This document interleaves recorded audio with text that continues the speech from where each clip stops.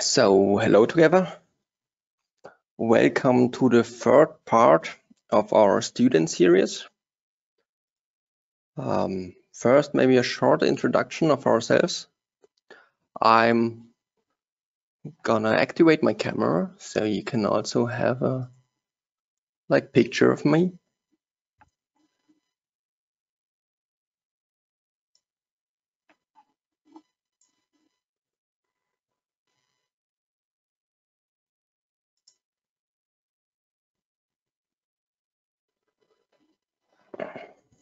So, hello together. I'm Thomas Eichner from Dlubal Software. I'm working in the Structural Dynamics department and help in the development of everything that has to do with time dependence, loading, with structural dynamics, as I said, and earthquake design. And I'm also active in the customer support. So if a customer has any questions, I'm always there and happy to help. With me today, there's Paul Silvolgin, and he can just introduce himself. Hello, my name is Paul Silvolgin. I am a working student at Dlubal Software. I support the product development in the area of interfaces, and today I'm gonna support Thomas and answer your questions in the chat. Okay, perfect. Thanks, Paul. And now I will start the presentation for you. We can also deactivate our cameras, so you have more place for the presentation.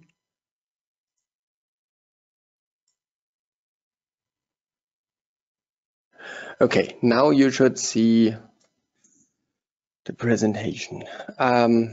Yes, we are in part 3 of the series. Oh, okay. Now it should work. Perfect. So we are in part 3 of our student series. It's about the introduction into the finite element analysis, and we can go firstly through the GoToWebinar control panel.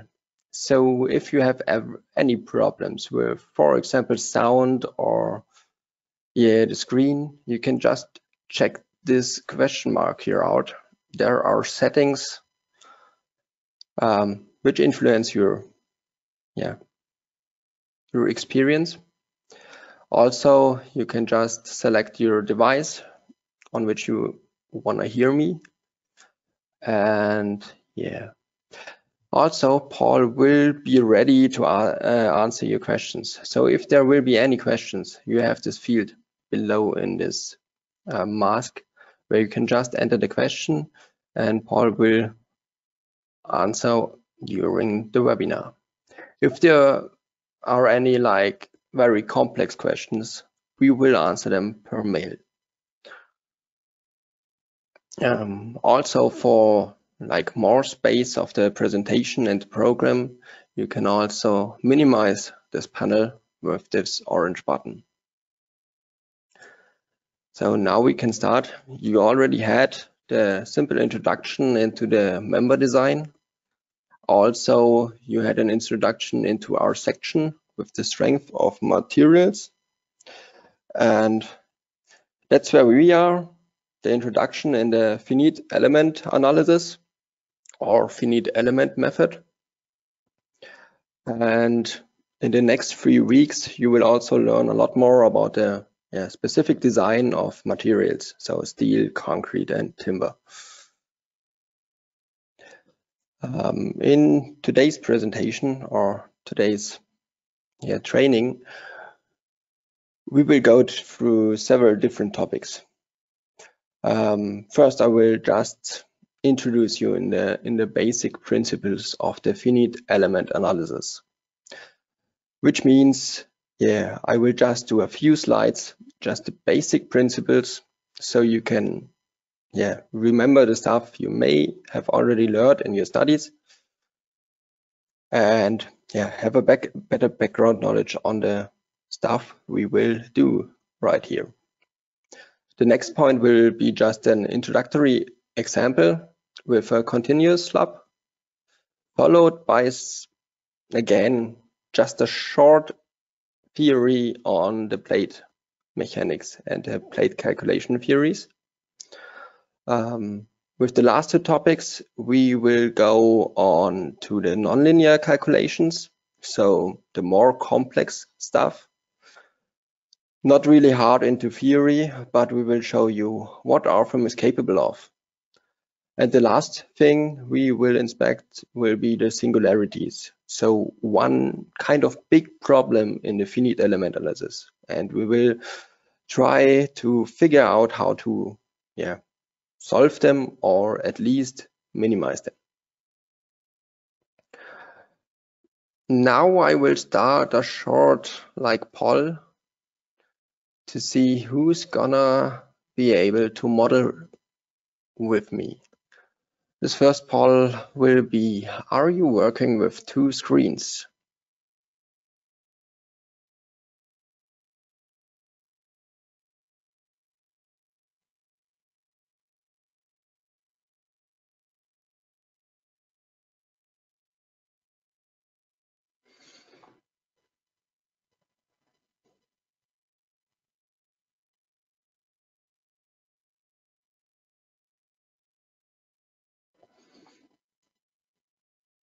Okay, just 50% voted. Maybe a bit more could click on the corresponding answer.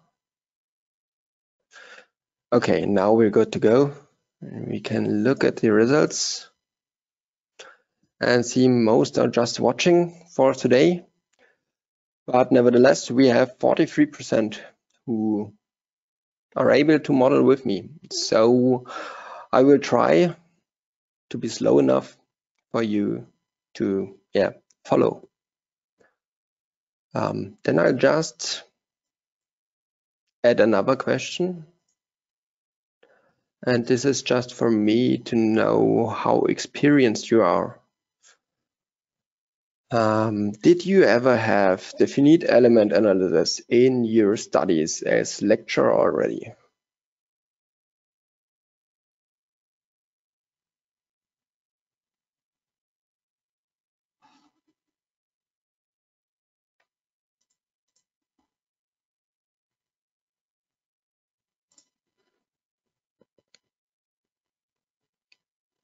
Okay, perfect. It's almost 50-50. That's quite okay, I would say. We will go through the basic principles, not too far into detail, but you will know what's going on. Let's say it this way. Okay. So let's go into the basics of the finite element analysis. At first, there are two different methods. There's, on the one hand, the displacement method, where the displacements are the unknowns. And on the other hand, there's the force method, where the forces are the unknowns. For our case, for computer programs and for RFEM, the displacement method is used for the finite element analysis. The finite element analysis is used when analytical solutions of structures are not really possible. That means the finite element analysis uses like a decomposition of the structure into finite elements. So it splits up the model into several squares or triangles, and on each square or triangle it describes the continuum. This means at each border from one element to another element, you have, for example, a displacement in Z direction, and it must be equal. So you have some equations which have to be satisfied. And for inside the element, we have approximations. So there are different approximations and several programs can use different approximations. Also, there's the difference between linear approximations or like third order approximations, which would be a more exact calculation, but also result in a more demanding computer power. The next thing would be the discretization. This is an important term in the finite element analysis. The discretization means that the structure itself is decomposed into these finite elements, into these small elements. And to make it a bit more clear, we have it also in a sketch where I will explain it just simple in 6 easy steps how a finite element analysis calculation is carried out. So the first step would be the discretization. That means we would split up the model, in this case a slab with an opening, into its small elements. And then we would, in the second step, construct the relations of each element. So the stiffness of each element, we would describe it with this approximation functions inside the program and have our stiffness matrix for every single element. To continue and find the final result, we have to transform this local stiffness matrices. That means we have to transform it into the global coordinate system, and then we can put them all together. So we put several matrices together and create a complete stiffness matrix for our system.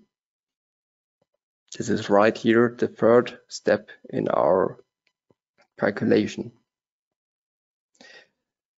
In the next step, we would consider supports and loads. That means the finite elements equation is, it's relatively simple. It's the stiffness matrix K times the displacement vector U, and it equals the force vector F. So with step 3, we got the stiffness matrix K. With step 4 now, we will get our force vector F. And by considering the support conditions, we can also block or strike out some of the equations. Since in the displacement vector, we just set some displacements, for example, to 0. For this case, for this line support, there's a degree of freedom in the vertical direction, and it's completely blocked. So we can just strike out the corresponding entry in the stiffness matrix and the displacement vector.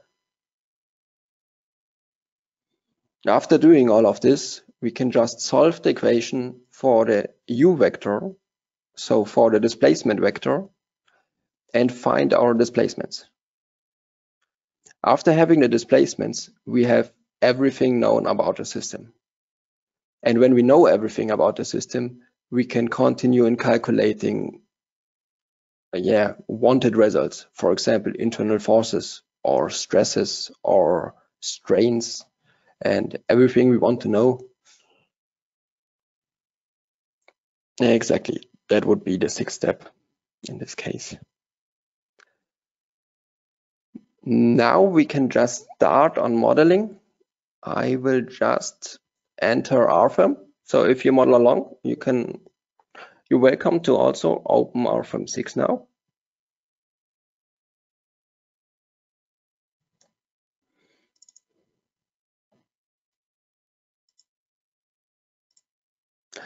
And what we will do is we will create a continuous slab, and we will adjust the mesh size for the same slab, and we're gonna inspect the results. So we're gonna inspect how the mesh size will influence our results. Also, we will compare it to a simple beam, just like one of the easiest structural systems. We will investigate and inspect the problems of the mesh size. So now RFEM should be ready. Not quite yet.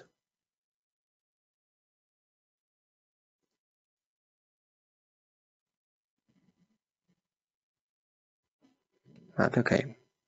Okay, in the meantime, we can also do just another poll. I prepared one according to the discretization. Let's go. What did I mean with the discretization in the finite element analysis?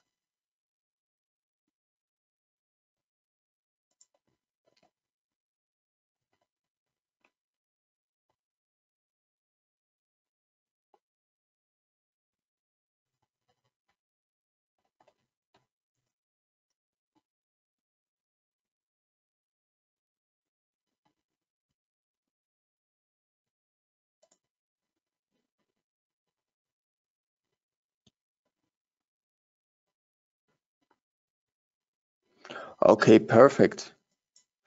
I will close the poll. And the result, it's quite surprising. I never had this before. So 100% of you were right. It's the decomposition of the structure into small finite elements. Perfect.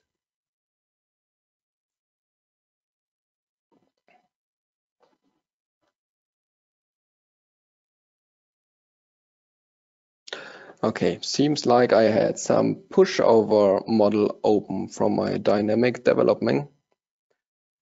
These are rather complex systems, and it could result in some loading time.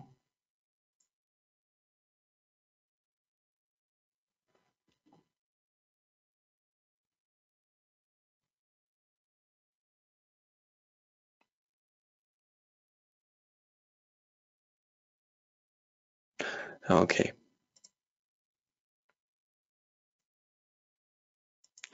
Now we will just start and create a new model with the new model button on the top left side of our program. We will go with a simple name. Since we are investigating continuous slab and its mesh size, it will be our continuous slab example. We also have the decision to make on which type of model we want to use. The 3D type is the one with the biggest flexibility, since you can just model whatever you want. But to model whatever you want, you also have to respect every aspect of the model. So I will explain this by the type we are going to use today. Right in this 3D model, you see our 6 degrees of freedom. When we switch to our 2D plate model, we see it's simplified into just 3 degrees of freedom. Which means, for example, we don't have to define every every support in the model. The program just supports the whole model in some directions, and that's what we're gonna use today. The 2D XY plate. With OK, the new model will be initialized, and we will get a new completely white screen, just with our global coordinate system at the origin and our complete mesh.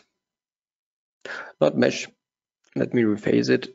It's our guidelines for modeling.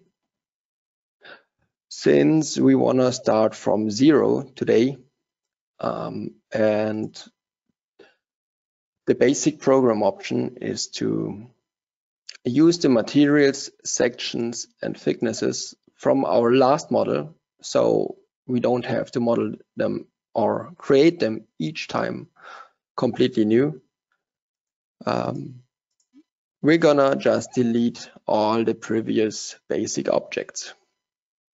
And that's done right here at delete all basic objects. So now we are at our free model, and we can either go over this view cube, or we can use these 3 buttons, or well, these 4 buttons to change our view on the system. We will want to look in Z direction from above. That means we will press this Z direction button, and then we're ready to go. We will start by creating a new rectangular surface. It's this button here on top. If you ever used something else, for example, a triangle surface, the triangle button will appear on top. That's just the last used modeling option. So we will go on to use this rectangular surface button. Right here, we can go on and create our thickness. Just for your knowledge, if we don't have a thickness and try to press OK, it will warn us that we have to create a thickness. So the program won't let you do like complete nonsense. It's gonna help you on each step of your modeling process. Now we're gonna click here, and it's gonna automatically start the dialog for the thickness. Now we will go for 30 centimeters, means 300 millimeters, not 3000 of course. And we will continue on assigning a material to this thickness. For the material, we have a few options. We can either go into this library. The book symbol is always a library. And we could filter it by region or material subtype. We could also search here below. Or alternatively, we could just search it in directly on top. That means we will go with the German one. I'm from Germany. That means I'm like only using the DIN norm. It doesn't really matter for C37 since it's standardized for whole Europe, and it wouldn't make a difference to choose something else here, at least for C37. So it should, exactly. It should also implement everything about the materials. So every material properties will be filled out. What we're gonna see is there's also the Poisson ratio. So the possibility of the material to strain in the transversal direction. We will also go on the Poisson ratio later on. But for this example, we want to just activate our user-defined material and set the Poisson ratio to 0.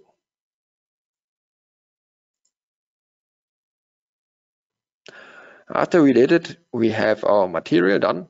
We can apply it with the OK button. We have our thickness done. We can apply it with the OK button. And then we can start by clicking the OK button again on modeling our first surface. The first surface will be about 10 times 5 meter. Means I have here my grid points to help me out, and I can just create this first surface. The next point is we want to do a continuous lob. Means we want to have a support on the left side, on the right side, and in the middle of our plate. To create the support on the middle, we also have to add another line. Means we're going to use the new line function on the top right and just go from one middle to the other middle. The system automatically shows us where's the middle point of a line or a slab. So this makes it quite easy.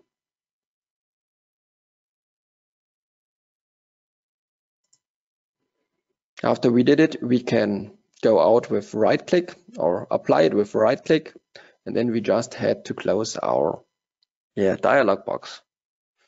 Now we have our first system. We have the stiffness matrix already done in here, like in the K times U equals F equation. We already have the K done. The next point would be the restraints or the line supports.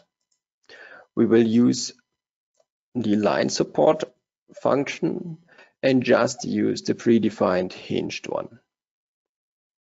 I will just show you inside the hinges. We had some help with this 2D plate model, since it already deactivated us this 3 degrees of freedoms. So we don't have to make 3 button clicks because of this selection. Okay, we can then apply it, and by clicking from the right hand side to the left hand side, we will apply it to every line that is cut with our rectangle. So after this is done, we see we have now our support. We can also adjust the size of our support, and we can continue on. This was in the presentation, I think, about step 4, where we block some degrees of freedom. So we strike out some equations from the K matrix, and we also strike some degrees of freedom in the U vector. So now we have the K matrix ready. We also modified it with boundary conditions, and we have the U vector also modified, though it's unknown until after the calculation. And the last part would be the force vector. So for the force vector, we're going to make it simple and just apply an area load of 10 kilonewton per square meter. So 10 kilonewton per square meter. We just have one load case, so we don't have to think about it right now. And we then can assign it either here. We could just enter surface 1. Since we only have one surface, it will be surface number 1. We could select it, or we could just leave this empty, click OK, and select it afterwards. After applying it, we're gonna inspect the appearance of the load. So back in the view from the top, we can see the system. And in the next step, we can just select everything we did and use this button here. This means it moves or copies the selected objects. In this mask, we already see on the right hand side what will happen. The selected one will just be copied or moved to another place. So we want to have 4 plates. So we create 3 copies of the system, and we will move them 10 meters. Right, 15 meters. Our system is 10 meters long, and so we want to have 5 meters space in between, and then we want to have the next system. So we will have 3 copies with 15 meters in. After doing it, we will have them right here. And now we see our helping grid is not helping anymore on the last surface, but I need it for the beam, or I don't need it, but it helps me a lot. So we will go into settings for our work plane and grid, and we will just adjust the numbers of grid points. I will just take way too many, like 200, and I will also adjust the grid spacing from 1 meter to 0.5 meter. It's not really needed, but it's possible, so I will just do it. With OK, we can see the result. We have now a new grid, and it's over the whole system we want to go through and inspect the results on. So the next thing we want to do before we model the beam would be the mesh size. Right now we don't have like any specific mesh size for a surface. That means if we calculate it right now, it will just use the mesh settings, the general mesh settings from our result mesh settings, which means our mesh size would be 0.5 meters on every surface.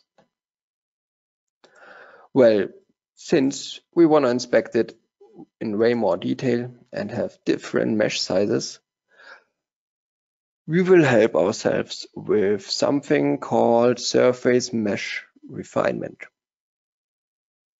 Like said in the name, surface mesh refinement, it seems to be a property of a surface.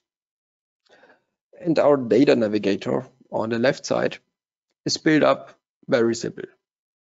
There are basic objects, some special objects, then are the properties of our basic objects, properties of our special objects, something about the loading.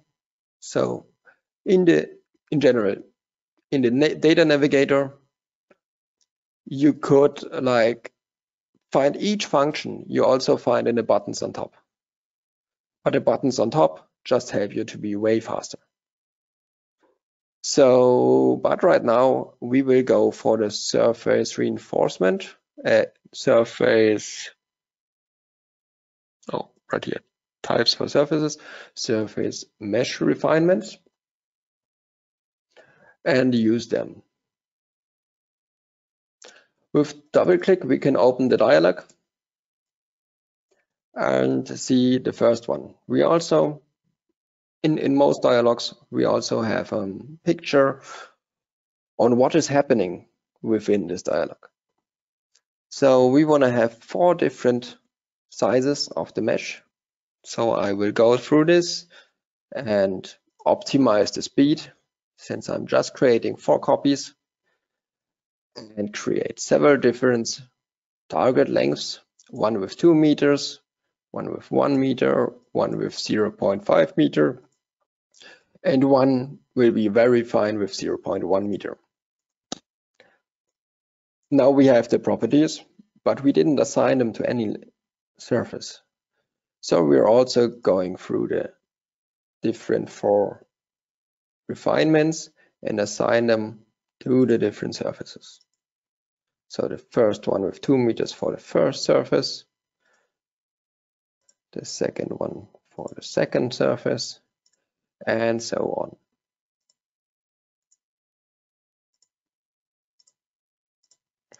Rinse and repeat. Now, after finishing the 4th one, we didn't like apply it yet. So we can either apply it right here, means now we can see something. I will explain it in a bit. But the positive thing about the apply button is we will stay in the dialog. So if we would have more surfaces and want to have more mesh refinements, we could just go on and create new ones. If you click OK, the dialog will be closed and it will be applied.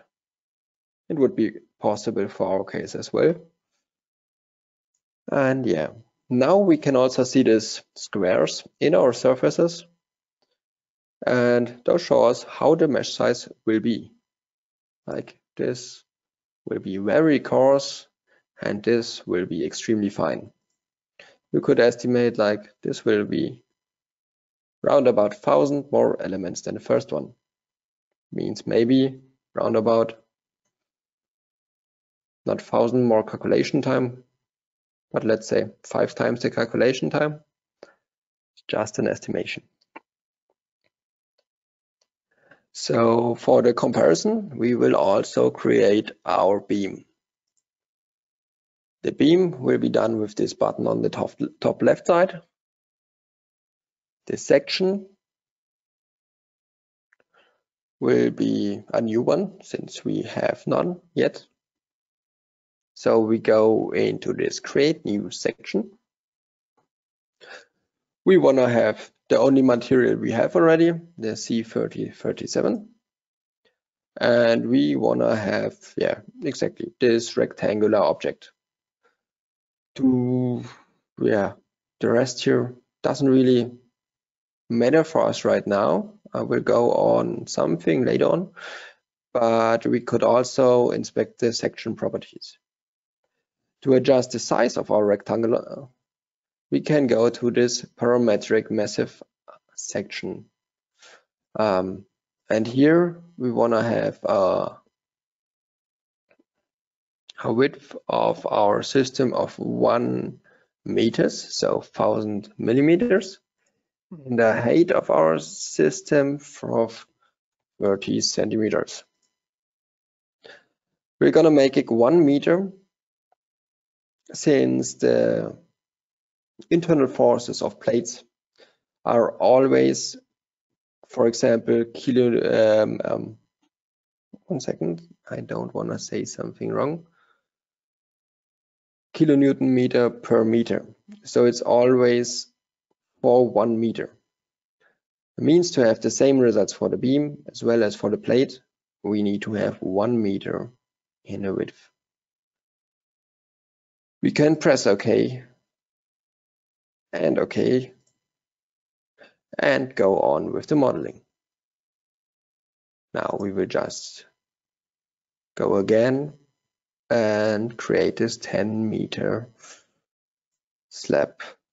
Well, not slab, but our beam. This beam will be divided since we need and support in the middle. We can just go on and go on this member, go on divide member with intermediate nodes. I could also go on distance with 5 meters, but we will take the more simple method. One intermediate node, very easy.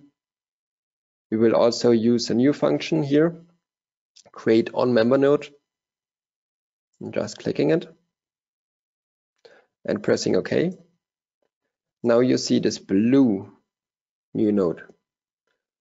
The special thing about this on member nodes is we didn't divide the member. This is 1 member. If we didn't check this, this function, it would be 2 members now. So it's just for more complex systems. You don't want to have hundreds of thousands of beams just because you have like beams coming into another beams and so on. For our purpose, this doesn't really matter and we could go for both options. Now we have this one, this beam, we have our K matrix again.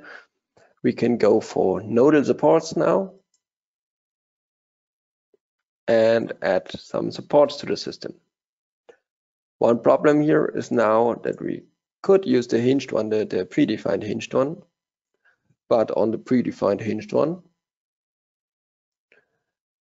there's 1 degree of freedom which we need to block for beams, and it's the physics. So it's the rotation about the own axis. If you didn't do it, it could just rotate and fall over. So after doing this, we have it adjusted right here, press OK, and assign them to all the nodes. Last but not least, we can just add our member load, again with 10 kilonewtons, this times per meter.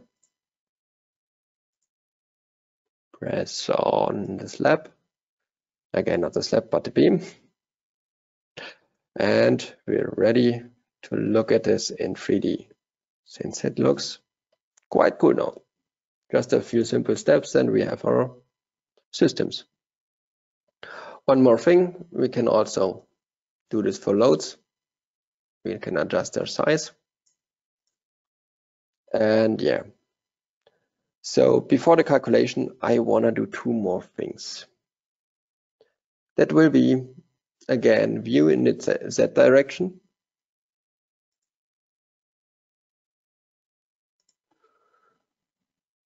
And now we will create our, where is it? Our result section. Result section is a special object, so we find it in the special objects. Result section, we double click it, and we just use the basic settings and take our first 2 nodes from here, from the middle left to the middle right. Okay, we will press OK. Now we can see we have added this result section. Now for better investigation of our loads or of our results, we will also deactivate the self-weight. So we go into the load case and deactivate the self-weight. Now we're done and ready to calculate the system.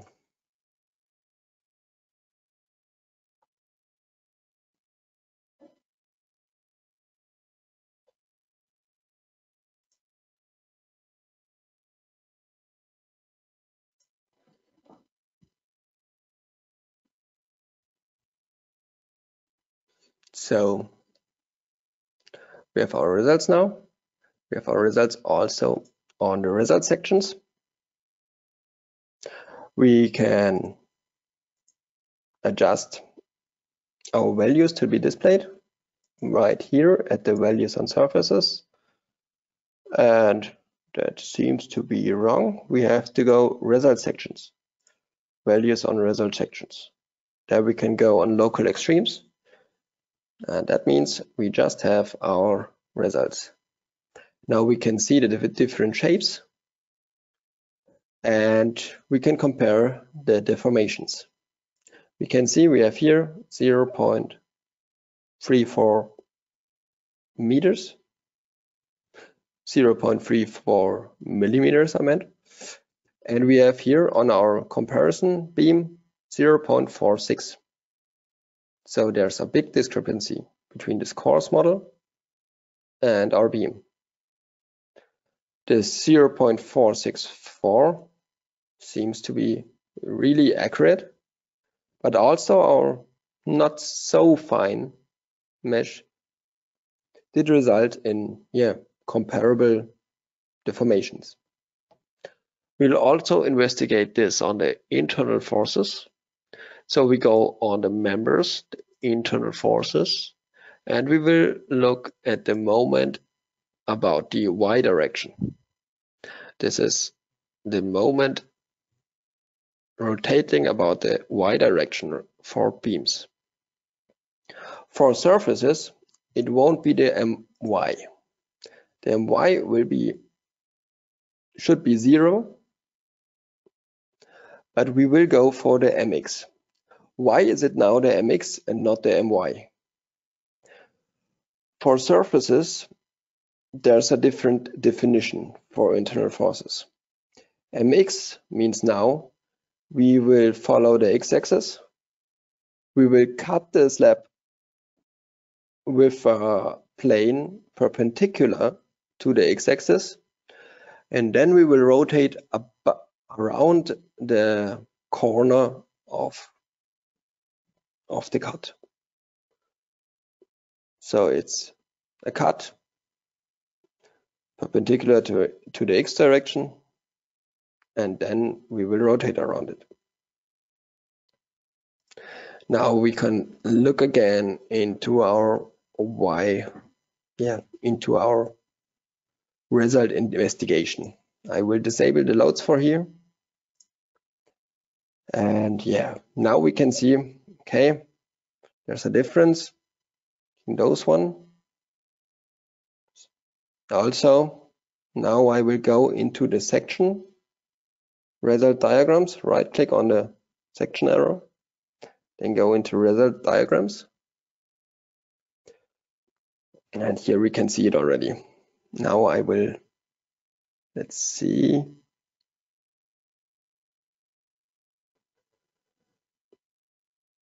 What's now happening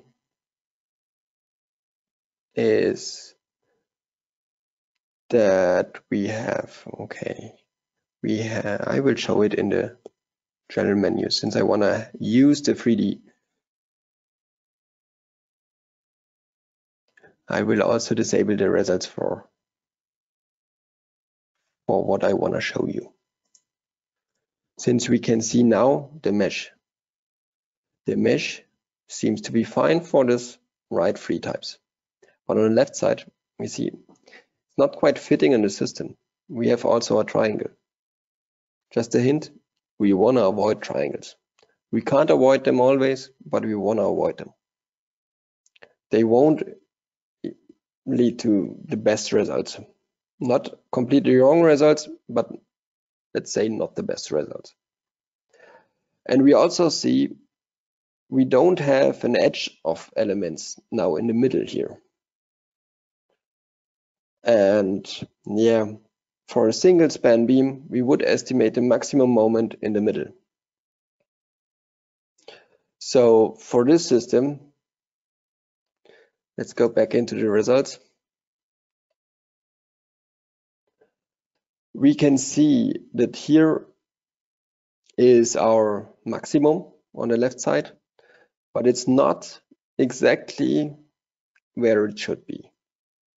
So the mesh, if it's too coarse, it doesn't only influence the exactness of the results, but also the location of maximums and minimums. And that's what needs to be avoided in any case. So the next point would be which results seems to be fine. So in this case, we will look at the top moment. We have here almost the same results.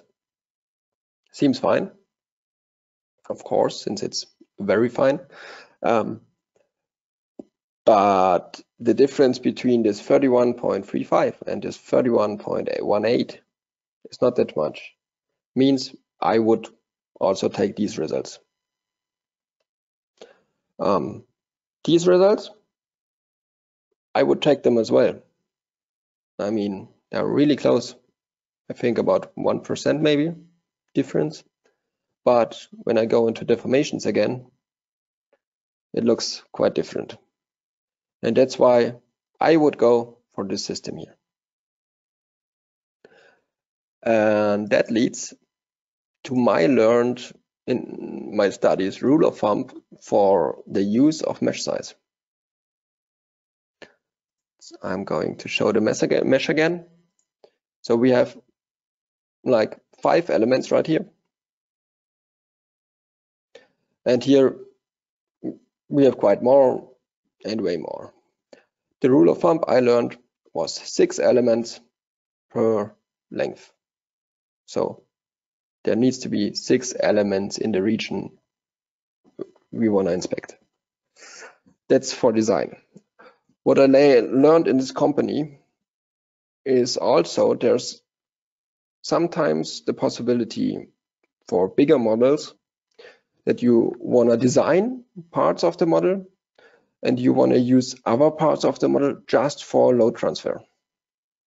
And if parts of the model are just for load transfer, 4 elements are enough. Maybe even 3. But however, this one should be avoided in any case. Okay, so now we're finished with our first model already. And the next thing we will do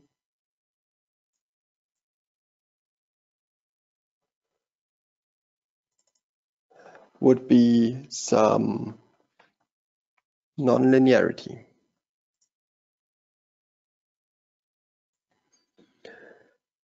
So what I'm gonna do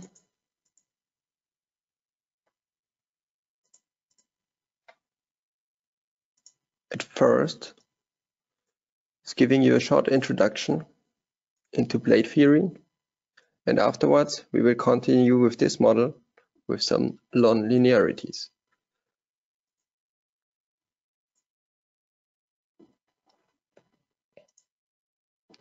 So for the plate theory, we have the analogy to the beam elements. The beam elements, we have on the one hand the Bernoulli beam, on the other hand the Timoshenko beam. The simple difference is the Timoshenko beam also considers deformations from the shear. So it isn't rigid.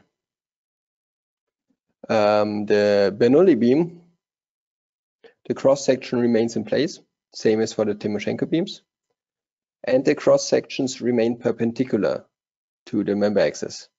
This is not the case for Timoshenko beam. We can also look at it here. That means for Bernoulli, we have this middle axis perpendicular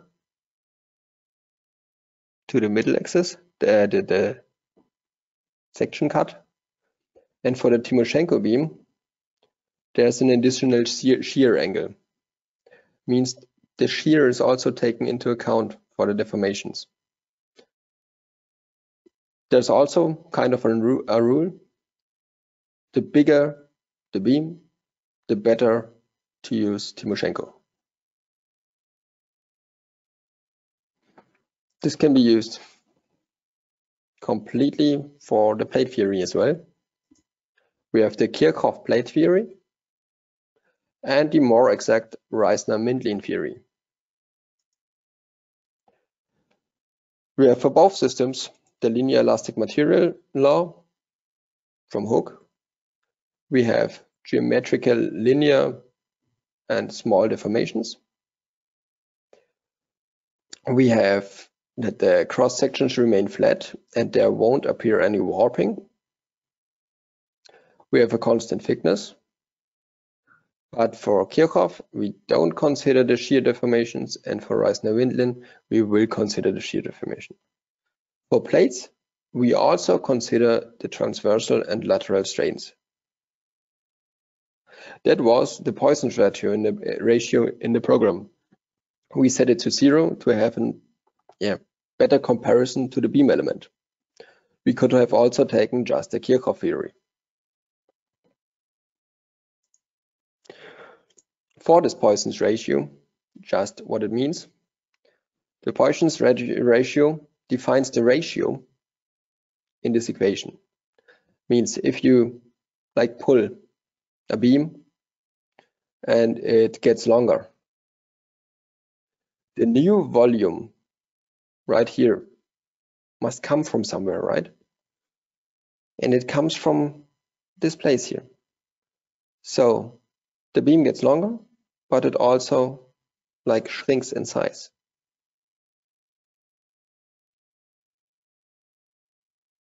That's about the Poisson's ratio. Poisson's ratio is just the ratio of the longitudinal strain.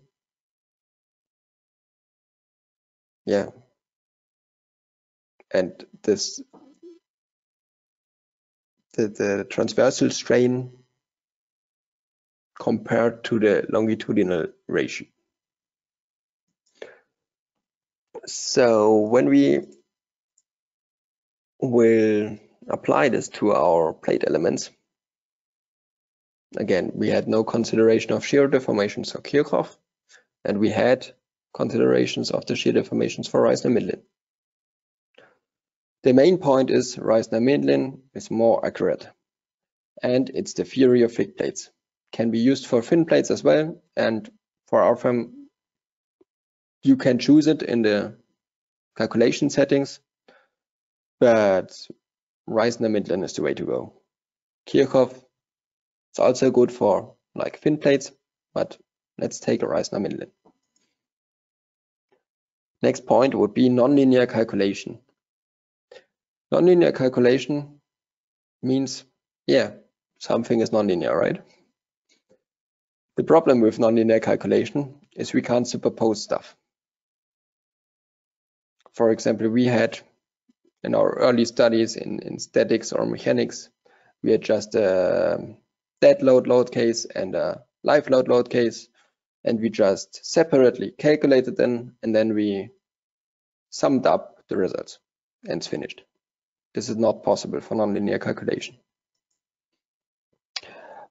The typical application areas in RFEM 6 or general in the world are, on one hand, geometrical nonlinear calculation. So in German, I think it's first order and second order. And in English, it's geometrically linear and p delta calculation. There's also the theory of large deformations, would be third order. But anyway, we will go for this one. So for second order,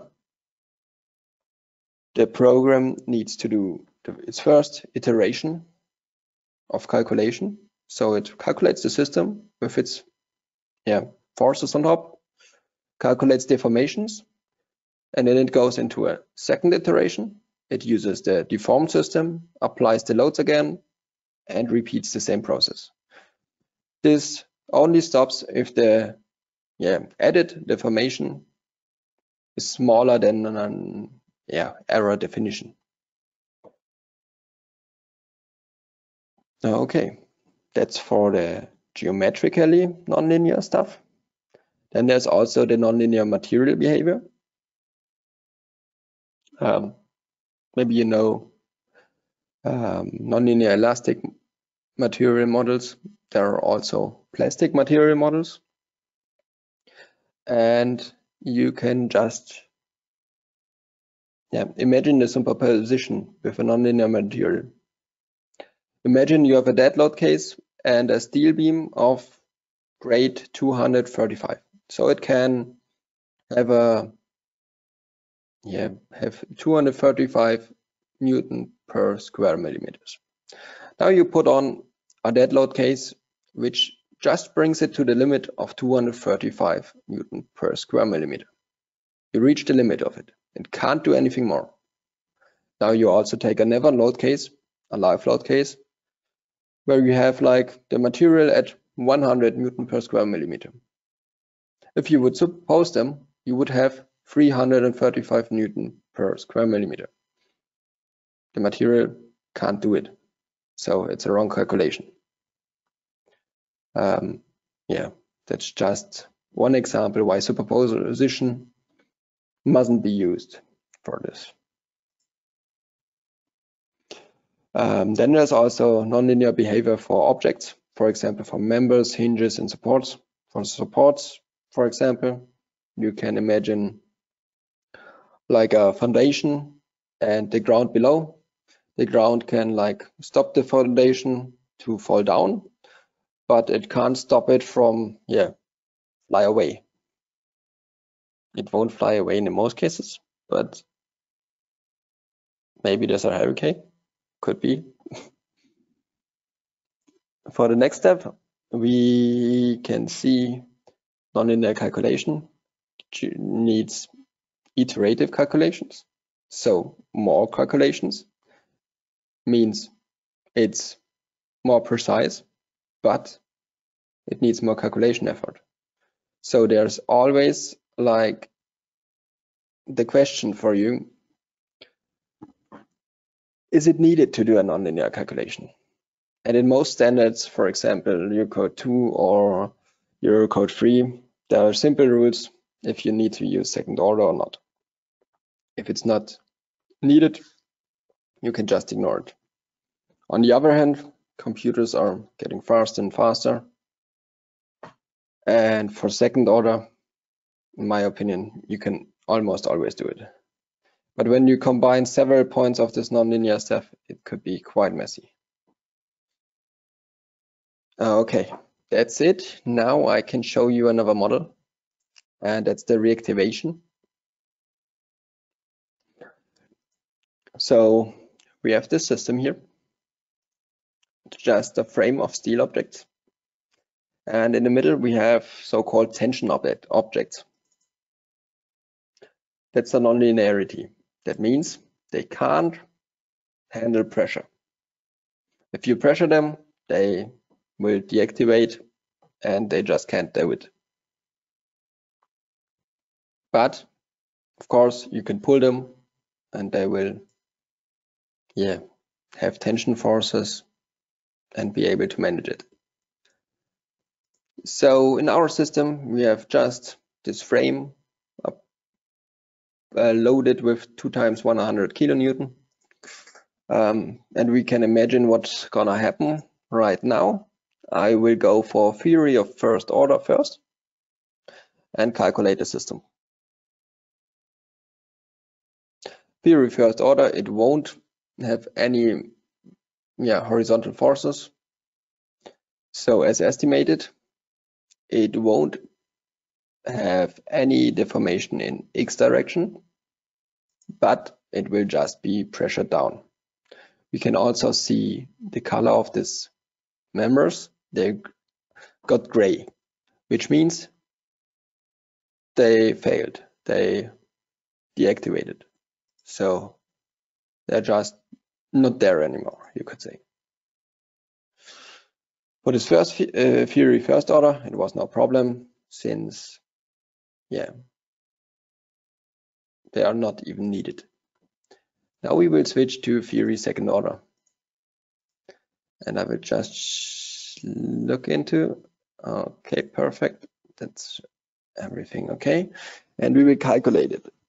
So theory second order, there will be some imperfections implemented in the program itself. That means it will deform it by a bit to the side and start the calculation. Problem is, we now have an unstable structure. It's movable in the x direction. Why? Well, those both objects just failed. They got pressured and failed out. In reality, though, if the system goes down and then to the side,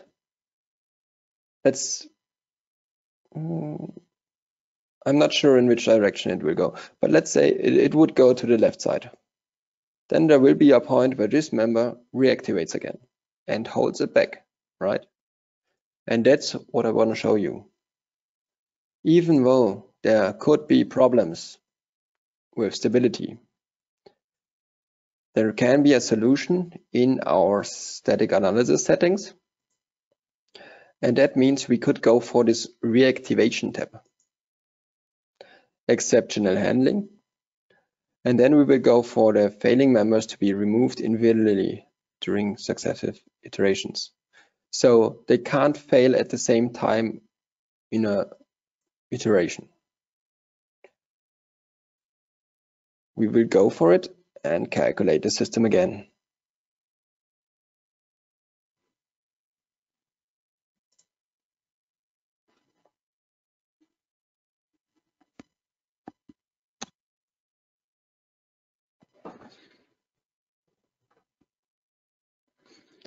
Okay, now we can see we have this model.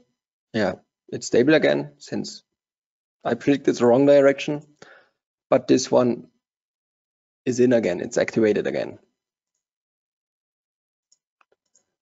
Okay. Perfect. Now we can just switch into my next example.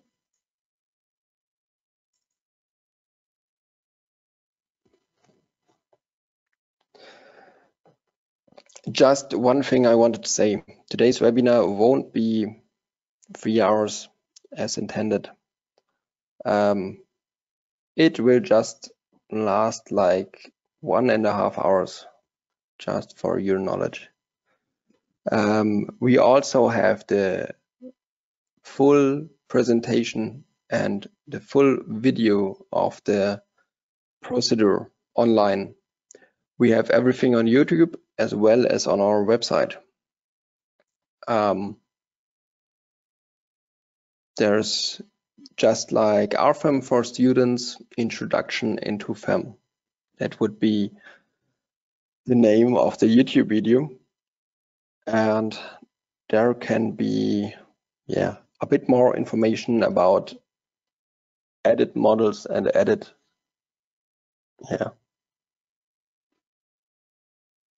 added calculations. But now we will continue.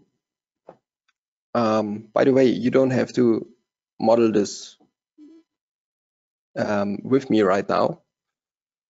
The first model you were able to model with me, but this is just to show you how something working. So now we have a ladder. We have just this ladder and it's land on top of a building on a construction site, and it just stands on the ground. It just stands on the ground means we have here some nonlinear supports. And those nonlinear supports have a friction. We can go into this friction.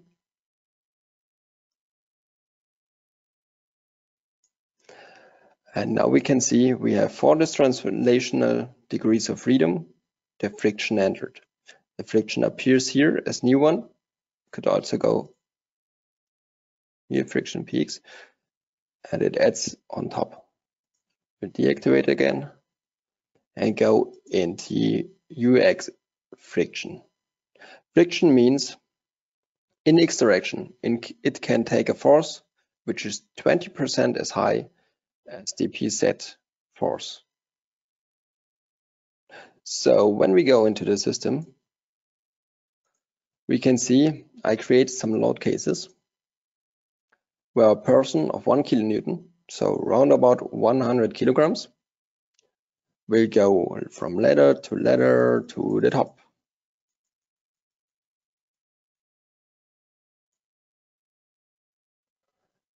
Now we can calculate the system for a second.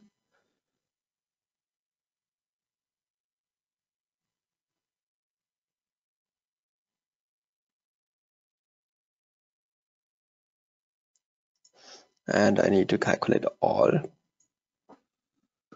load cases here.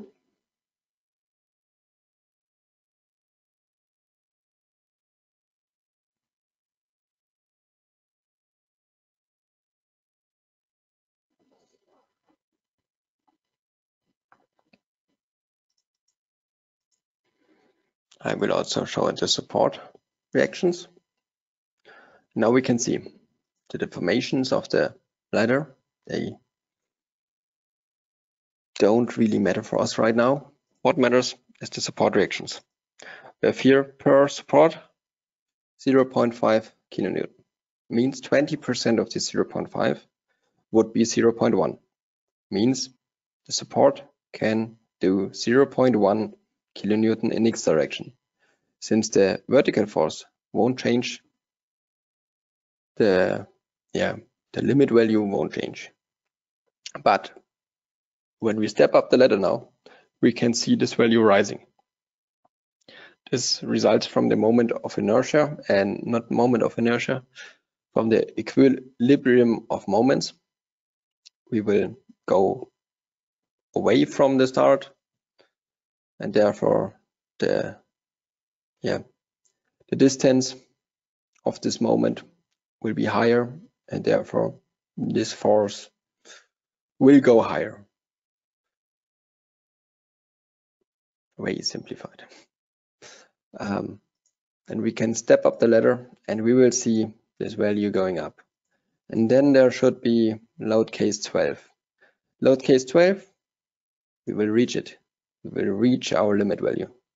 Means at load case 12, at the 12th ladder, for deformation of 30 meters, 40 meters, yeah, the ladder is gone and the person is hurt and crying, maybe. So that would be not so good, but we can investigate such problems with RFEM. What I want to do now is adding a new load case for it. So a load combination in this case.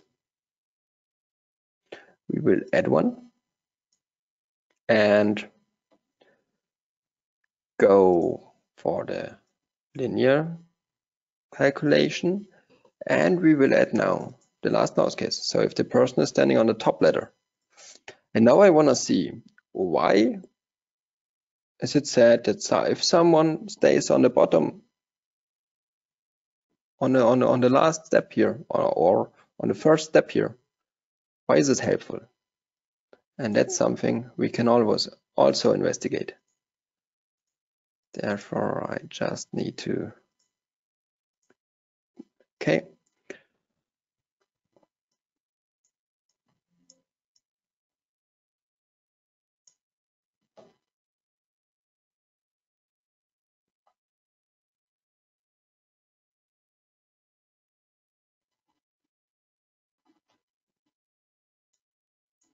And now we calculated it and we can see, yeah, he can stand on top. Why?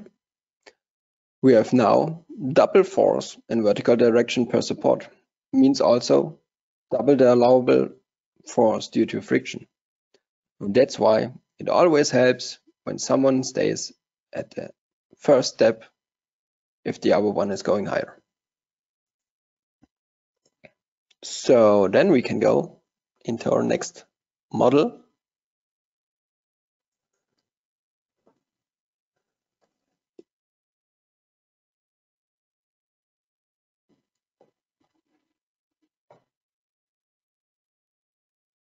And that would be our tension specimen.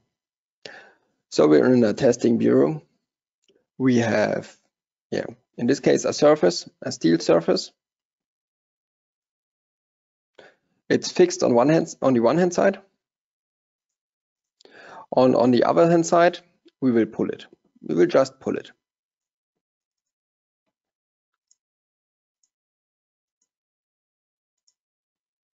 Okay, now we're done.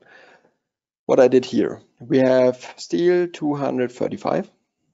We have a thickness of, I think, 3 millimeters. We have a height here in between of 8 millimeters and here of 10 millimeters. That's why I created a force which, results in exactly the yielding force for this section part, for this 8 millimeters height. So this 503.572 kilonewton per meter result in a stress of the surface of 235 Newton per square millimeters. So the limit of the system. I also created another load case where I just increased the load for a bit, just a bit. But it should be more than 235 here then. And that's what we're gonna investigate now. Gonna calculate the system again.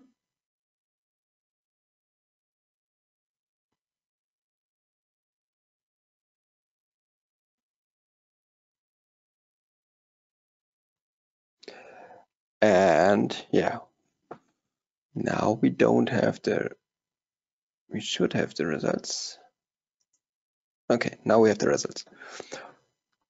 At first, we're going to look at the deformations. You have here 0.1 millimeter, as well as for this increased load, we have 0.1 millimeters. Go back into this limit case. And now we will go into our equivalent stresses. Our equivalent stresses should be somewhere here. Equivalent stresses. We will use the standard formulation in form of the equivalent MES stresses and show them. Now we will see some colors. Okay, but we don't know more what does the color mean here right now. Therefore, we go into our control panel. Now we see here. We can see, yeah, the stresses and what each color means. So we see red and orange could be in this yielding region, about 235. But for some better investigation, we can also use user-defined values, and I will go just for the upper limit, 235.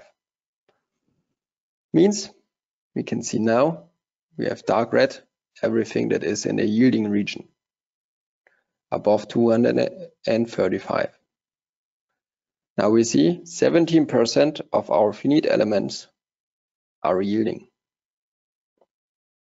And we even have some elements which have 269 or 68 Newton per square millimeters.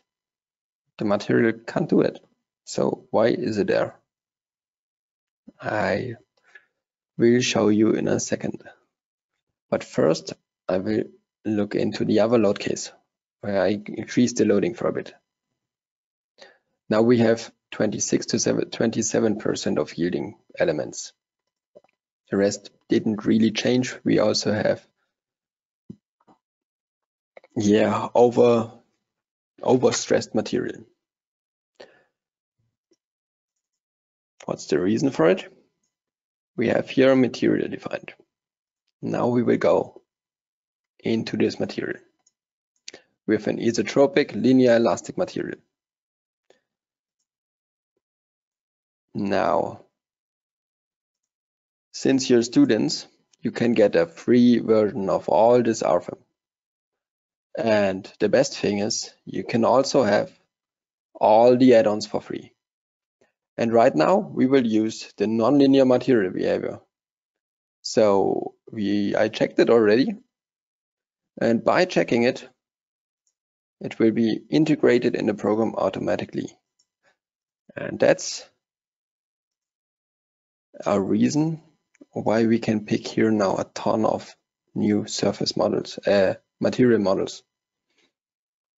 In our case, we will go for plastic material model for surfaces, for example, isotropic plastic surfaces. The most complex thing is the isotropic damage surface model. There you can just define the model however you want. So we go here for the plastic surface solids model. And within this, I will explain you what we did before. Before we had the linear elastic model. Means we had this here, this E modulus, and this line was tried just linear, just went up to infinity with the same like tangent. But now we change it to this plastic model, which means we have a yielding point implemented and a post-yield stiffness or strain hardening afterwards. This should result in redistributing the forces. So if an element would get like in the linear elastic one, a force of here, this force should redistribute to another element. And that's what we're gonna use now. We have it now and we will calculate it.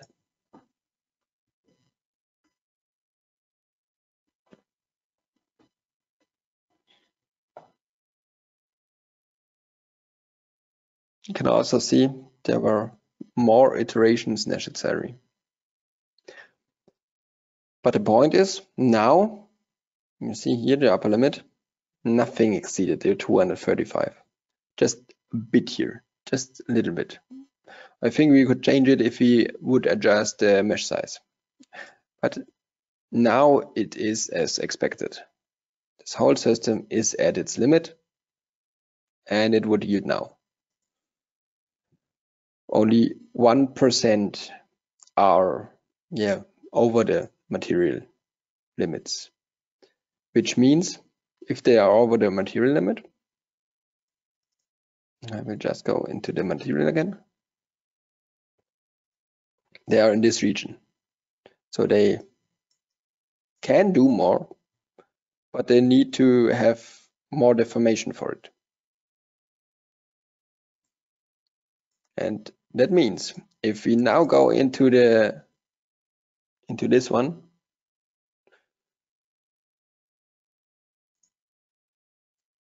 okay, before I do it, I will just show you the deformations again. Just remember we had for the linear elastic model 0.1 millimeter in both cases, and now we also have in the first case for the nonlinear model 0.1 millimeters. But what's happening now? So we go to the bigger force, and we can see now 8.2 millimeters. Means like the 820 times the deformation than we had before. And we can always also see, if we activate the video for here, this Poisson's ratio. You can see how it's gonna get thinner here.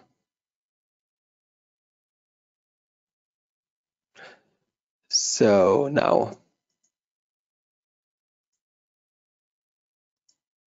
in this one, can go here again and look at our yielding, at our equivalent stresses again. And now we see, okay, now we also have 24%, which are over our yielding limit. But they are not much over the yielding limit. It means the force redistributes over the whole height of the system. Okay, so that's it for the nonlinear behavior. And now we can do like another short poll.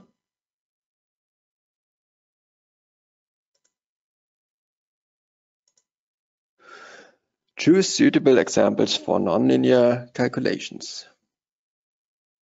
This is a multiple answer question, so please do not only pick one.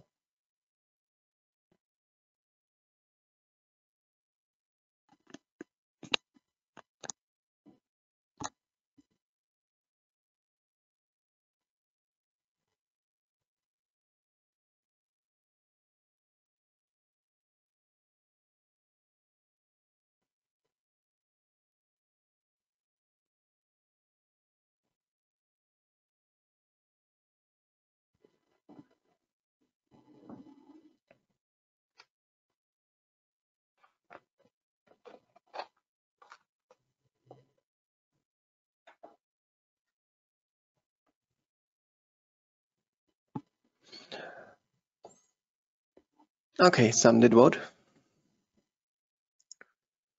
So I will close this one and show the results. Okay, just as a hint, every answer was right. So every 4 answers were right. Everything can have nonlinearities. Rods can have nonlinearities, materials, nodes and hinges and supports, and the geometry with this p delta effect. Okay.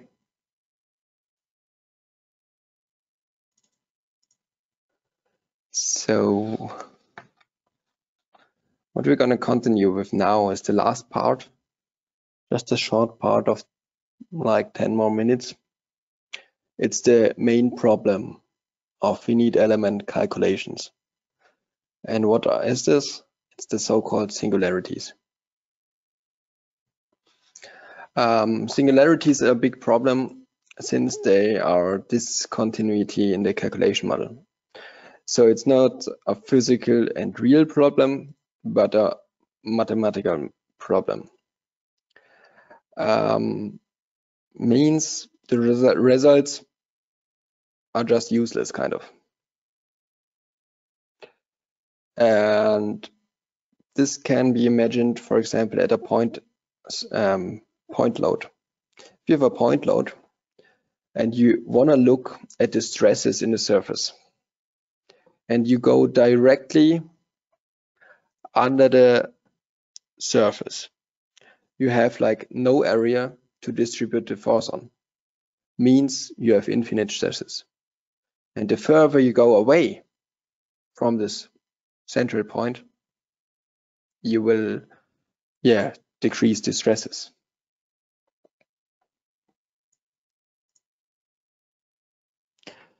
Also a problem, the mesh refinement does not improve the result. It's the other way around. A mesh refinement will most likely be more harmful to the result, since the nearer you come to the point, the higher the result gets. Some typical locations are point loads or point supports, nodal supports, line supports, ends of line supports, also openings and corners of walls, also ends of walls since they act as line supports, and jumps in stiffness, for example, due to material or thickness.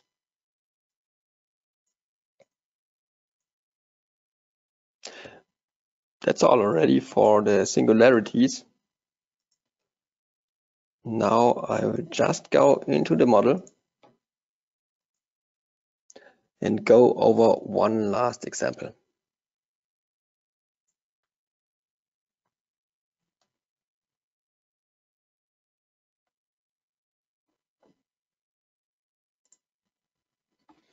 Now I will just model this and show you how to speed up your modeling at first, and then I will show you how to treat with singularities. Means we have here right now surface with C2025, a thickness of 300 millimeters. That's okay. That's the pre ones from the last one. Then we go for, what do we do now?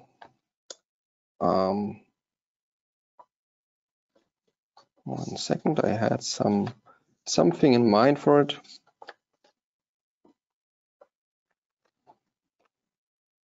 Eight times 6 meters. Exactly. That's what we do. Next step, we will add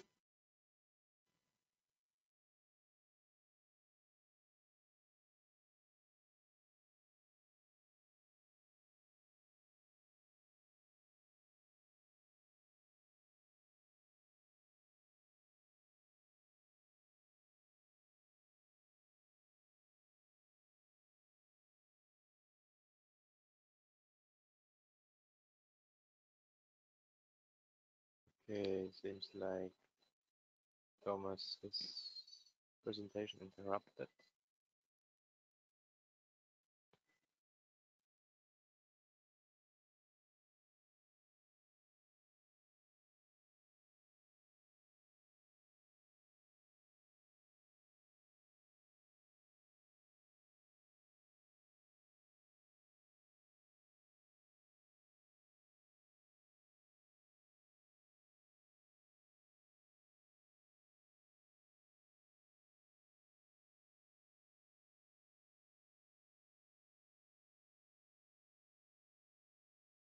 So maybe I can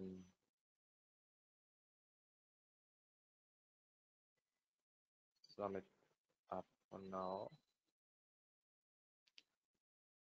And yeah, I think I don't know if I have the right to share my screen. Yes.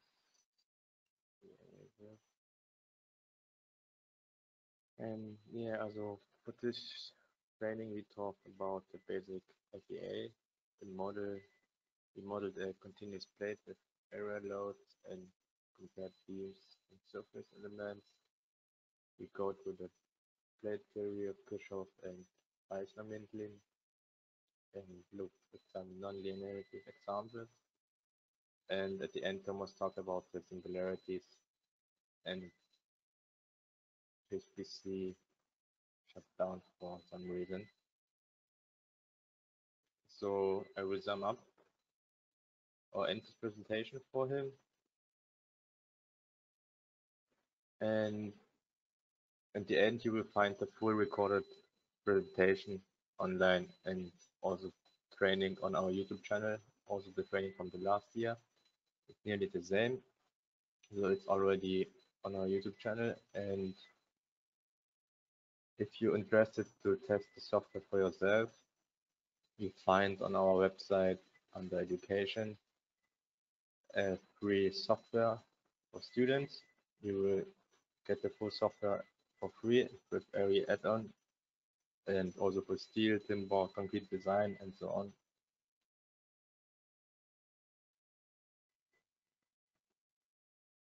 And also feel free to check out our website for other trainings and courses, and also we offer big service for support and also for the education. We have a big knowledge platform, online manuals, we have knowledge bases, we have frequent asked questions. If you have some problems with your model, you can also always contact the customer support also as a student, completely for free. And Thomas just write me that he could continue in 20 minutes. So I would say we make a break for 20 minutes now, and if you're still interested to see the full presentation, we will continue in 20 minutes.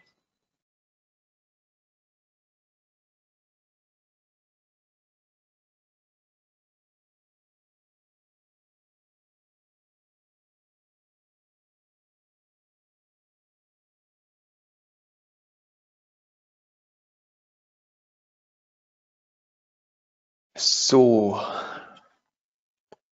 hallo zusammen.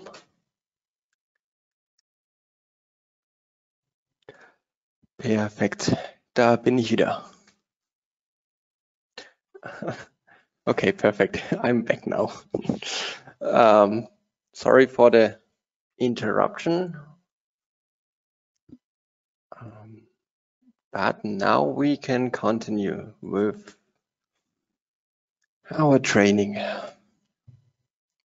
Just since I'm a bit aware that there was a longer break now, I'm just interested in what you did remember from the first part of this training. By the way, I said earlier that the meeting will be a bit shorter. This won't be the case now. I'm sorry for all the circumstances you're going through right now.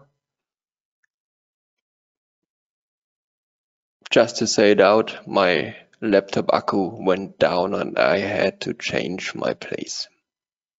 So now we can go back to the poll. I will show the poll right now. And now you should complete the sentence. The FE mesh size should be A, as fine as necessary, but as coarse as possible. B, as coarse as necessary, but as fine as possible. or C, as fine as possible, but as coarse as necessary?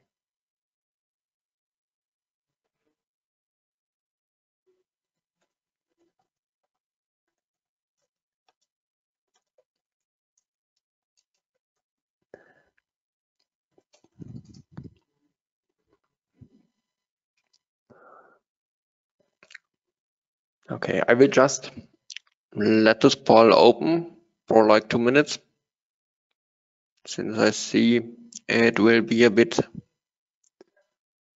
for you all to come back, since the end of the break was not like, yeah, overseeable for you guys.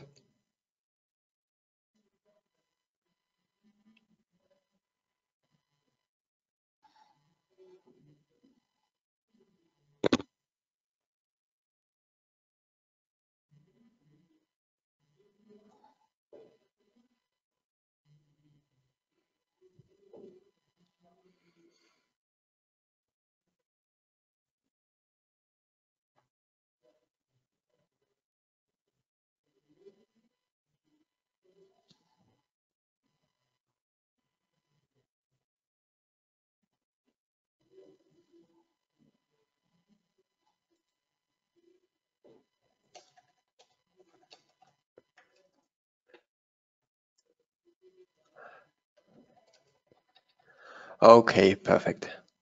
Now I see there are some answers. And now I can show the result.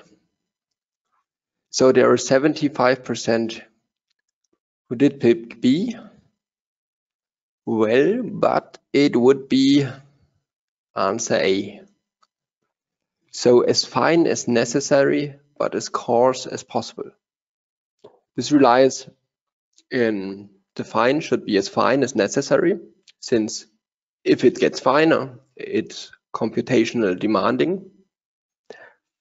But it should be as coarse as possible, since, okay, the other way around. It should be as fine as necessary to achieve the,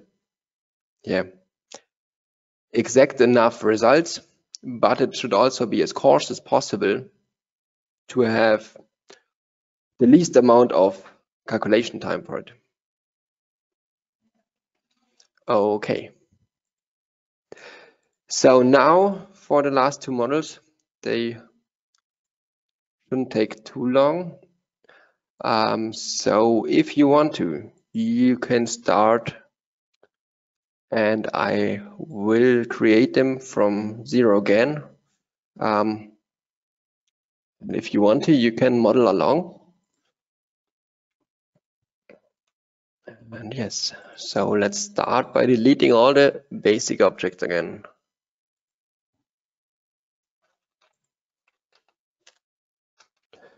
And then we're just gonna start now on the left side by creating first our material.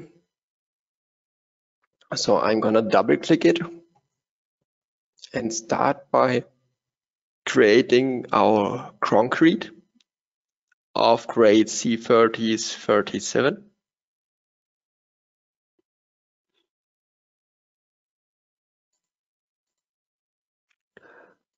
Now I will use a Poisson's ratio of 0.2, so I won't adjust this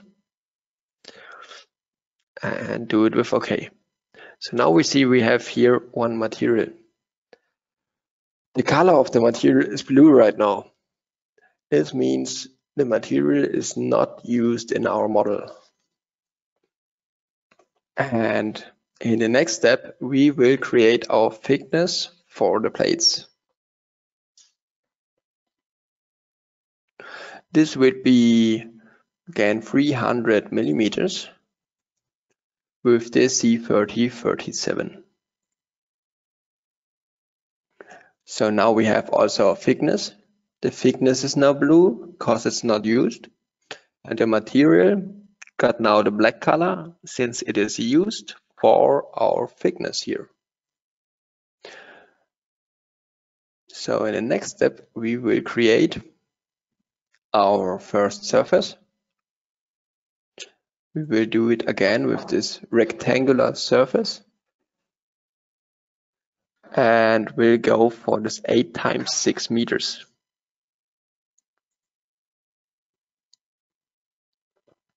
Okay, so we have our surface right here. By the way, by double click on the middle mouse button, you will center around the whole model. In the next step, we wanna just set a point out in the middle of our surface. That's what we're gonna do next. We just create a node on the middle of the surface. And that's the point where our load comes at. So we go on nodal load and set here like 10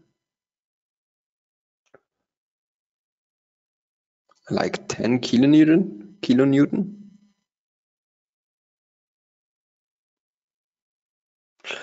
Or let's say 100 kilonewton. Let's make the results more obvious. We will do 100 kilonewtons and we are gonna set them on our newly made node in the middle. There would be also another possibility with this free loads, but I will show a free load later on in the next model. And it's kind of the same amount of work to get to the load in the end. So we're good with just this procedure. Next thing would be we just do easy line supports on each corner. Therefore, we use our predefined line support hinged and select all those corners, all those edges. Okay, so we're done with the surface. And in the next step, we would do, like in the first model, the option to copy the selected objects. We want to do again one inspection for the mesh refinements in the end. So we want to have 4 surfaces with 4 different mesh refinements. That means now we had 8 meters in length. So I will displace them by 10 meters. And the amount of surfaces I want to create is 3. Input those values and click apply. And now I see I did something wrong. So I will go back, press Steuerung Z and do it again. What I know is I worked with our specimen model before, and there we had everything in millimeters. That's why we have millimeters right here. But everywhere there's an input of length or forces or whatsoever, we have this button here below. It's our unity button. And with this unity button, we can change our lengths and say, okay, I want to enter them as meter. We could also adjust the result exactness. So how many decimal places would be in there? But it's not of concern for us right now. So we will press OK. And now we have the right unit here. Now we can take 10 meters 3 times, click apply, and we're ready to go. Now we see I did press apply. So we stay in this. If I would press apply again, I would get 3 more slabs on the right. Also, if I press OK, I would also get 3 more slabs on top. So in this time, I will go for the cancel button, since I don't want any more slabs. Now I see again my grid is not around the whole model. That's why I will go into this adjustments for the work plane again. And since I'm not gonna model any more things, I will just go for this dynamically according to size. And we will see what it's gonna do to our grid. Perfect. It's just gonna adjust the grid perfectly to our model. Now there are 3 more steps. The first step is the mesh refinements, same as in the first model. The second step will be the section, so this special object of result section through the surfaces. And the third step will be the deactivation of the self rate. So we will start with our surface properties. So we go into types for surfaces, and there we go into surface mesh refinements. With this done, we can just go for 4 new mesh refinements.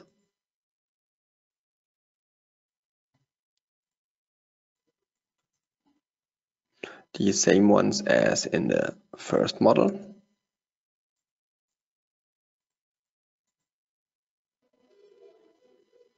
And we will assign them. Okay, now I'm at surface mesh refinement 4. So I want it to be at 4 surface. Perfect. And then I can start from top to bottom, because it's a bit more obvious.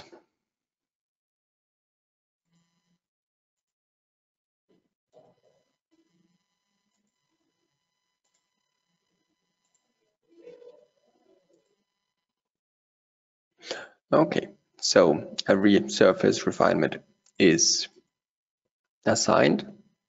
We can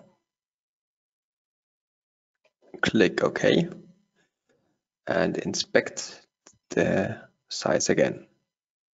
Since we did that already, I will just go on with our result section. So we go for a special object, a result section, and create it via double click. We can select the leftist middle corner, middle point, and the rightest middle point, and just click OK, since our basic settings are okay. So now the model is completed, and the only more thing I want to do is to deactivate the self weight in our load case. This is done. We could press calculate again here, but I will just go for OK. And then there are different possibilities for the calculation. One would be the calculate button. You could also choose if there would be different load cases to just calculate one load case. And the other possibility is just to select show results. Since there are no results, it will start the calculation to show you the results.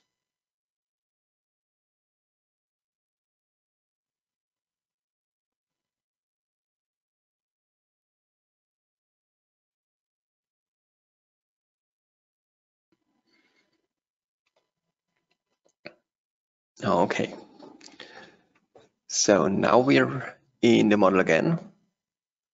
For the deformations, it doesn't look that bad. I will show every deformation value. So this seems not to be an issue for deformations. But when we switch into our basic internal forces, and I go for the mx again, so I cut, like for example here, and then a moment around the corner, around the edge, and we go for it, we can inspect something disturbing. Now we see it's not the best result, but let's say that the most coarse refinement will lead us to the lowest result. Means if you design now for this value of 37, you could be underestimating the internal forces. And we can inspect 37 to 61. There's almost like a factor of 2 between those. So that's a real problem, since how should we know how much reinforcement we should put in that area? How should we know how to design this singularity? And now there are some like tools for engineers to help yourself. Since you can, for example, you could just say, yeah, this is a singularity and this won't happen. Sometimes it works that way. For reinforced concrete, if you have a column on top or below, you would do a punching check, which treats the singularity. For this case in here, we have a nodal single load. So we could do a punching check. It's called, I think, an indirect punching check. But we could also try another thing. And that's what I'm going to show you now. We can go into these sections. So we go into right click on the section, into the result diagram. And here we can see the problem again, but we can adjust it. And that's, I think, the third button on the top right.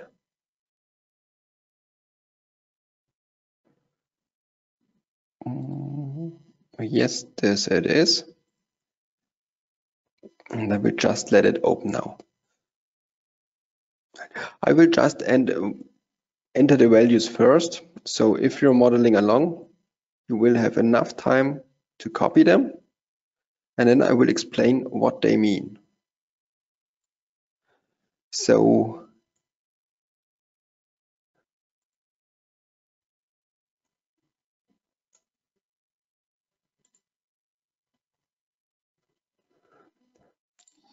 okay, what this means is we are smoothing our results now. So for example, a nodal load, in most cases, you don't have a real nodal load. You can imagine like pressing your finger with your other finger. Okay, that's like a distributed load on. But a nodal load would be more like a needle, which you like, press onto your finger. And it's rarely happening on buildings. So when you have a column on a slab, you firstly model it just with a point load, just because it's simple. But in reality, it stands like on a square meter or 0.5 square meters, and this point load is distributed on this surface, on this column section surface. So that would be a thing. And in this case, I'm gonna make it simple and say my column on top is 1 meter times 1 meter. That's one extreme. It's not normal. Most are 30 centimeters times 30 centimeters. But we're gonna go for 1 meter times 1 meter. So I will now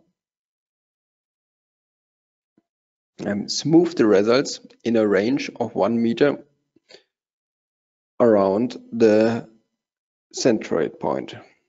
That means for the first slab, we had our point line at 4 meters. This is why we end at 3.5 to 4.5. And so on. We also did this all for the other 3 slabs. Now I will press OK. Then we immediately see our results. We can now see this pointed line here below. We have now another thing. We could put this in our printout report. We could put this in our static document and say, okay, we have our system here and we will design with this value. You can see 30.8, 31.7, 30.8. So they're almost similar. The only problem is if you get too fine, it really creates problems here. You see how, that there's a difference of, I think, 15% here. And you can also see the biggest value was 61 here, and it was lower in the rest of the example. But for the smoothing now, it's the other way around. So there's kind of a limit for the refinement. Shouldn't go too fine in your model. That's one option for your model to treat singularities. In general, especially in reinforced concrete, you will put, let's say, 11 square centimeters per meter. Yes, so it's per meter. So in reinforced concrete, forces mostly are able to redistribute because there is a lot of safety factors in the calculation and they don't come from nothing. So there's space to redistribute forces. That means when you locate your reinforcement with square centimeters per meter, you can always, not always, in most cases, you can inspect the results on a meter, and you can mostly smooth the values on a meter. Okay, so that's one possibility with the smoothing ranges. The next possibility is, like I said, we have a column on top, so it should be an area which loads the surface, the slab. So what we can do is create a new load case. I will just rename this in nodal load and copy it.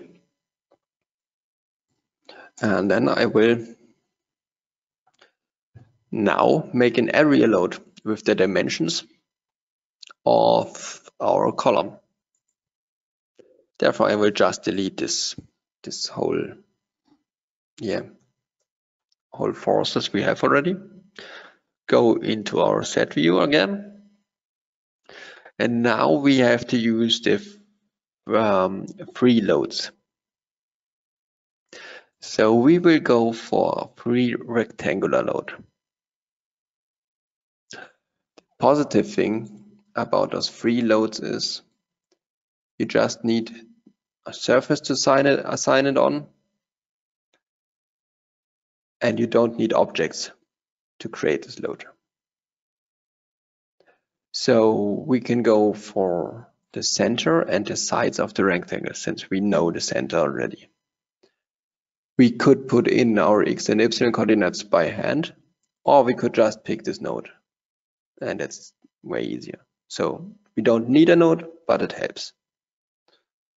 The next point would be to define the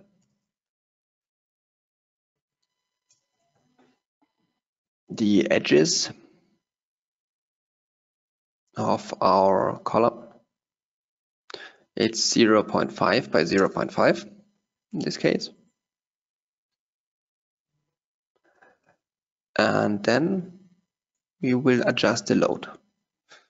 So we had 100 kilonewton point load. And now we want 100 kilonewton on 0.45 times 0.5 square meters.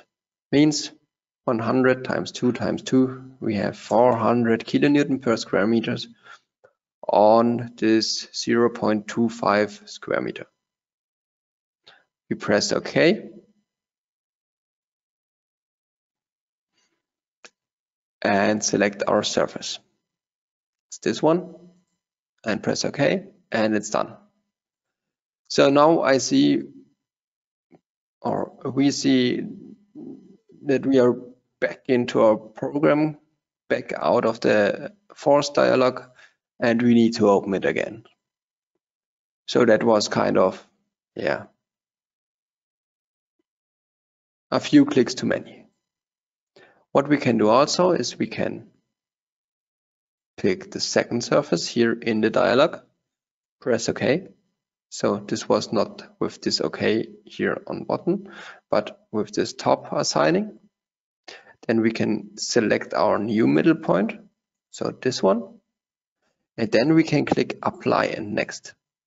That means this area force is made and we stay in the dialog. So we can just go on with the other two surfaces without having to click 2 more times. So it's always changing this surface assignment and picking the new middle point and apply and next. The same thing one last time.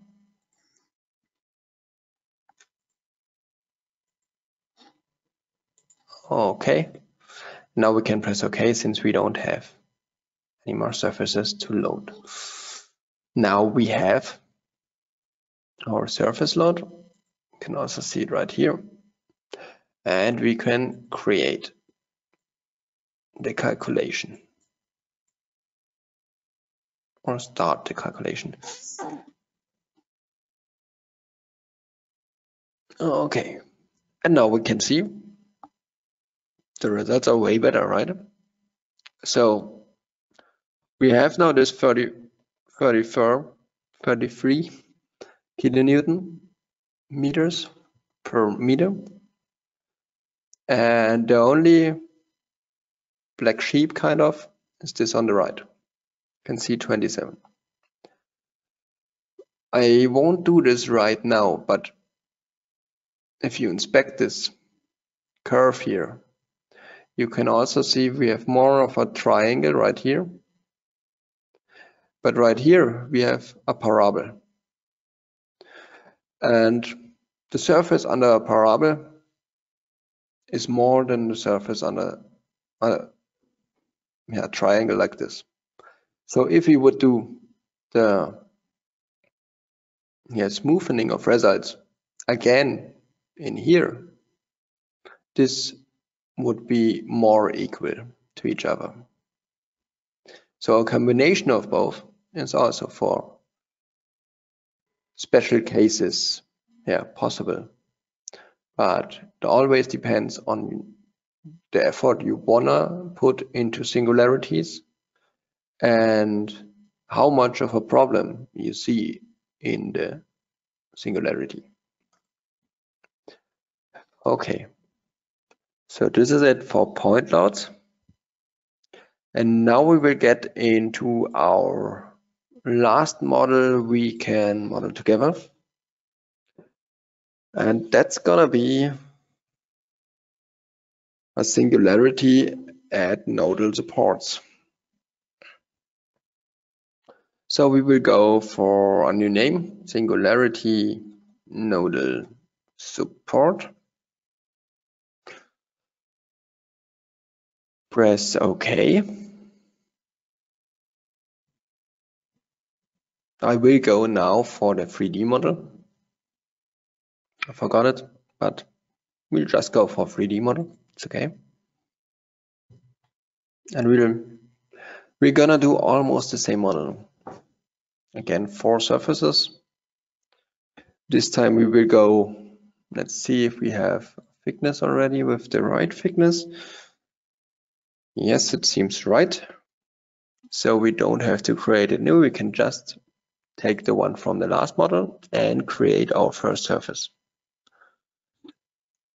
Okay, this time I wanna now, okay, I will go out of this dialog again. I wanna now go in this Z view via cube. So I will go on this cube and press on this plus Z. You can also like throw around your cube however you want, but we will stay in the Z plus direction. Now we will create again a surface, like I said, with the predefined ones from the last model, and go this time for 8 times 4 meters.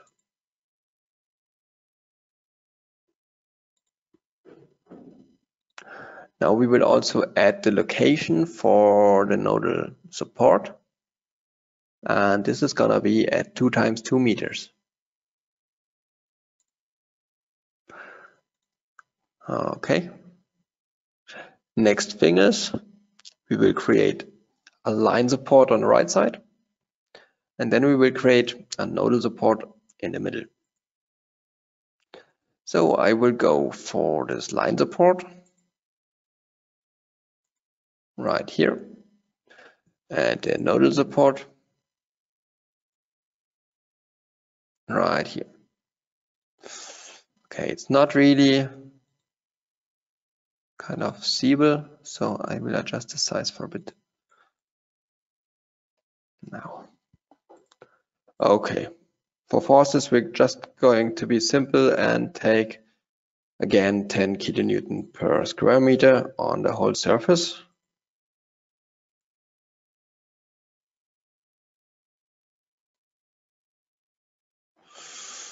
Looks all right already. And then it's time to copy it again. So this time we're going to select everything and just right click here. Then we can go here on the manipulation. There we can see our move and copy button. We'll do it and just create 3 copies again in I think 8 meters for this again, so we make 10 meters again. And we're ready to go.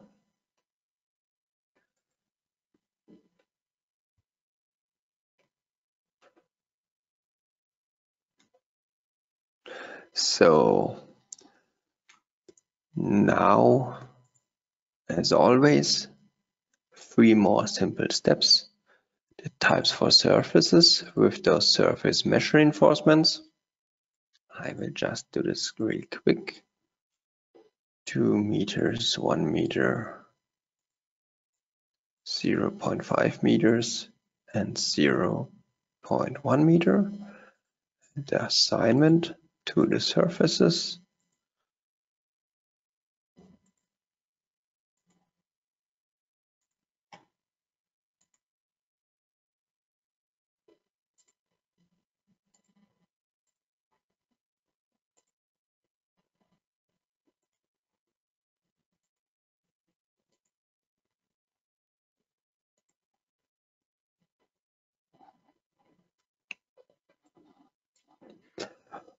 So we have our surface refinements and can go on with our special object of the results section. Just again, it's like exactly the same section as in the previous models. Okay, the last step, we can deactivate the self-weight. It doesn't really matter, to be honest. I mean, these are 30 centimeters plates. So I think reinforced concrete has 25 kilonewton per cubic meter. 25 times 0.3.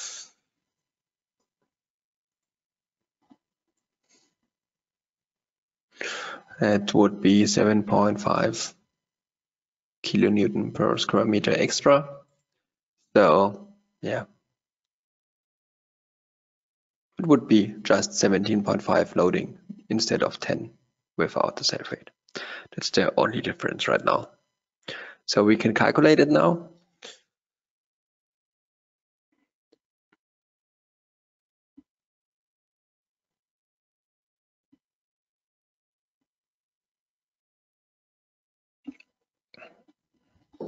And then I will go in the other direction again. Well, it's way cooler with this button. And I want to have the local extremes as values again. Okay. So the first model was garbage all the time. Because you see just one element on the left side, 3 elements here. It's just not enough, so we can ignore this. For the formations, it seems like the singularities are not really there. So singularities do not really affect the formations in this case. There's also a different method, as mentioned in the beginning. We are now working with the deformation method. If you take the other method, the unknowns are not deformations, but forces. So also the singularity meaning changes. But right now, and for most programs, almost all programs, you will have the problems in internal forces. So we go again for the basic internal force mx. We can again see here there's a jump, there's even a jump. So this is, don't use this course net. And on the right hand side, we can see the same as for nodal support, for nodal load. In the end, such a nodal support is very similar to a nodal load, so we could expect it. But here are now different possibilities. And one of those possibilities to treat it would be to go into your nodal support and adjust it for a bit. Right here, you can see now there's the possibility to enter spring constant. This means we want to have one in Z direction. So I will deactivate this. And then there won't be a fixed support in Z direction, but there will be a spring support. So I know the result already. I will just go for 700 because for this model it doesn't matter. It doesn't really matter. It makes just a small difference, the value in here. I will go for apply. Also, we see already our nodal supports changed into a spring in Z direction. And then we can calculate it.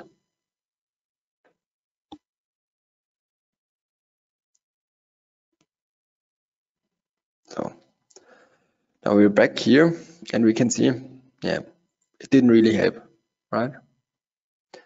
The problem with this kind of help is if you want to use like springs there shouldn't be a defined, what's it called?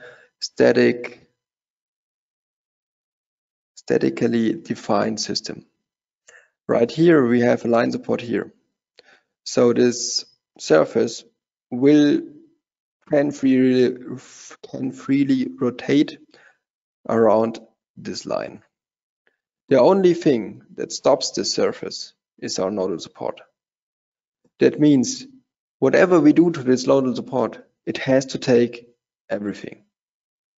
So the force can't go somewhere else.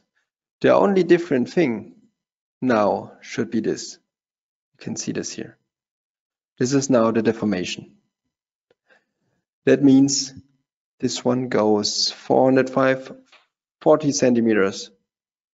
It moves 40 centimeters downstairs. So, and we don't have this like belly in here. So it means it takes all the force again, but it deforms differently. Since we have a very small like spring constant right here, 700 kilonewton per meter. Could also calculate it, I think.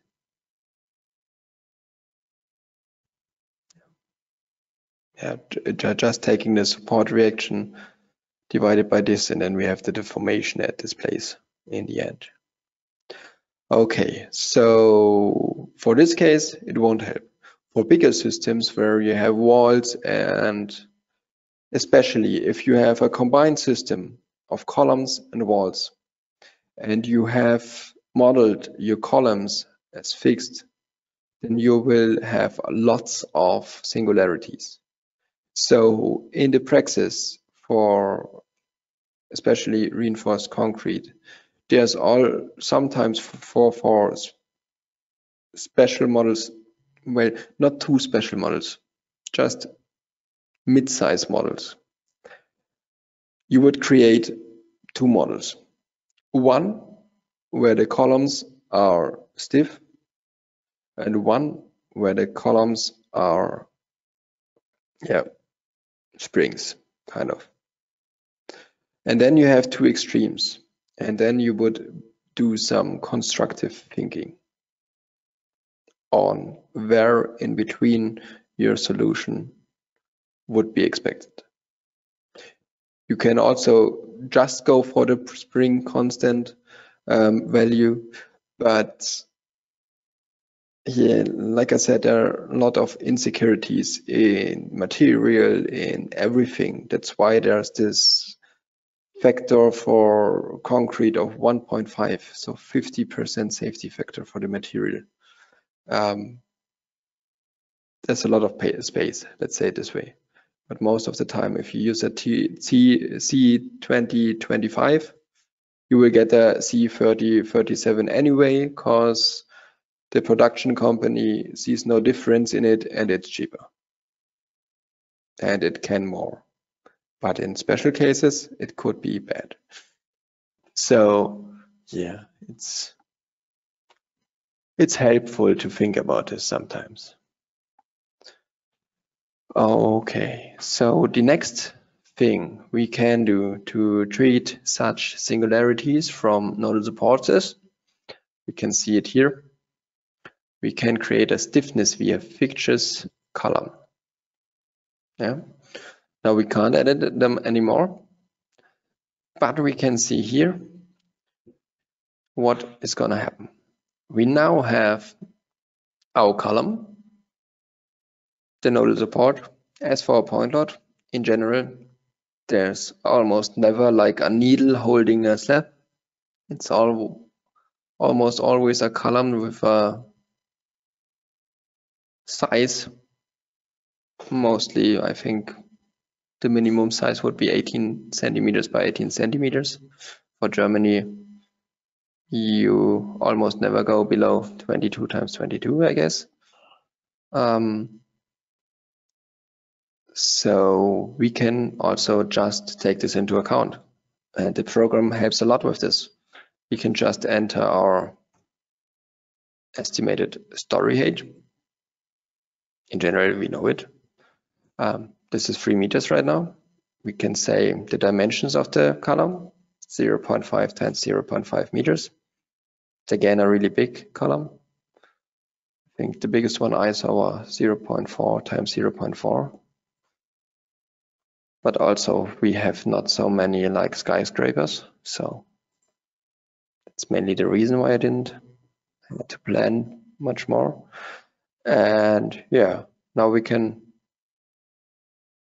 have everything defined. We will go, there are also different possibilities. We will go with the elastic surface foundation as depicted in this figure, since it's just the best result. Also the stiffness here, I will go again to 5 again. You can also just see the stiffness values, which are calculated from all this information automatically, and how they are changed right after your number insert. Okay, we will press OK. This will delete our results, of course. OK again. And now we can calculate this model.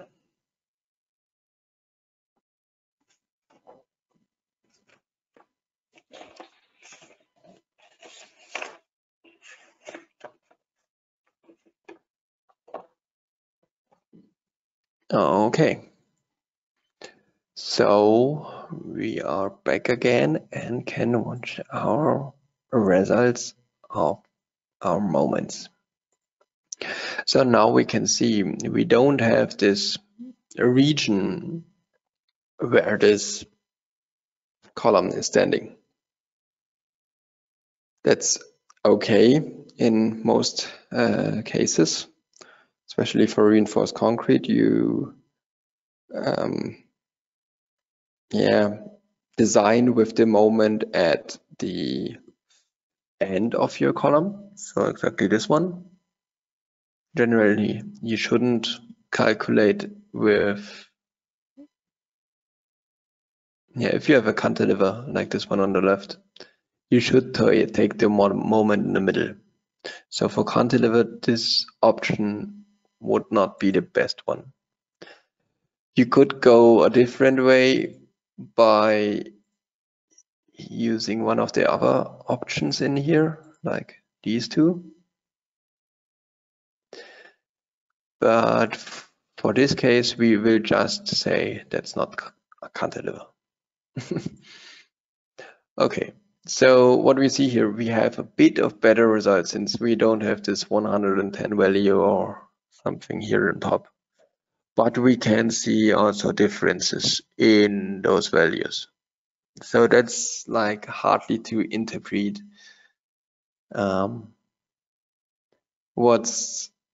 What I was doing when I was planning buildings is I would also look at this field moment. You see, this is really similar to this, and that's also not big of a difference. It's just a difference because we don't have a element edge or yes, right here. So we have here again the wrong location for the maximum. But then we could think about, okay, QL quadrate divided by 8 or something like that. And we could also think about, okay, we have here like, this could be a fixed support. We could say we have here the cantilever and here it's just fixed. And we could say via our general formulas, for example, from the Schneider Bautabellen, and think about, okay, what's realistic for the value here. Then we could inspect and look which size would fit this result the best. Okay, so that would be the procedure for singularities. And now I have one finishing poll. The last poll for today. And it will be, where do singularities occur? It's very similar to the last poll.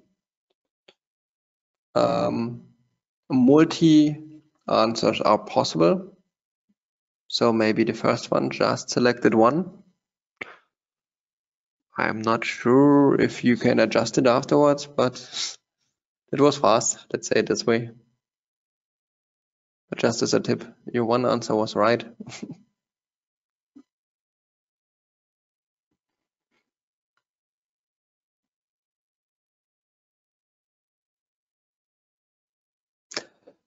So maybe one last click on here.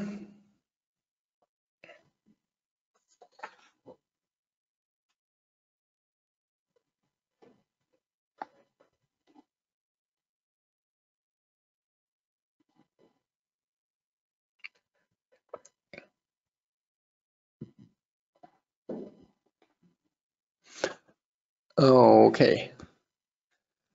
I will close the vote and show the results. So in this poll, everything was right again. Like singularities can be at re-entrant corners. So corners of two walls which come together, nodal supports and concentrated loads. We just made two models for this. Then also in a jump in stiffness, material or thickness. Yes, it's just a jump in this. I mean, we had in the beginning this formula K times U, and it's just a jump in the K. So it's a jump in the equation. So there will be something strange. And at the beginning and the end of a line support.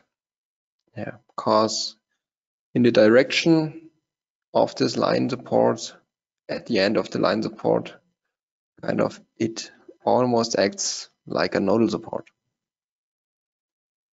Yes, so that was the last poll here. And now I will show you just one more interesting thing on our website. And that's like we have, as I said, you can get this software for free as student. You can just check out all your exam questions and calculate them with RFEM to have a comparison result. You can have lots of trainings. In here we have this cool, let's say, where was it? Handbücher and videos. Just like the videos are just like the video we did right here. You can inspect it on YouTube or on the homepage. You can just find it over this platform. Also, you can just search for, yeah. Oh, okay. I think we did the survey. Maybe, I don't know if it's done for me. Is it now done? Or I still need a survey only. Okay, I had the problem in the last one as well. I need to now it should be better, I guess. Is it working now? No, it's still only the survey visible on my screen. Now I see your screen, yes. Perfect. So we are on the Dlubal homepage right now. And there we have this Bildungs button. Wait, I can just switch into English. We have the education, and there's this free software for students. So right here, you can just like compare student thesis or like tasks in your studies, or yeah,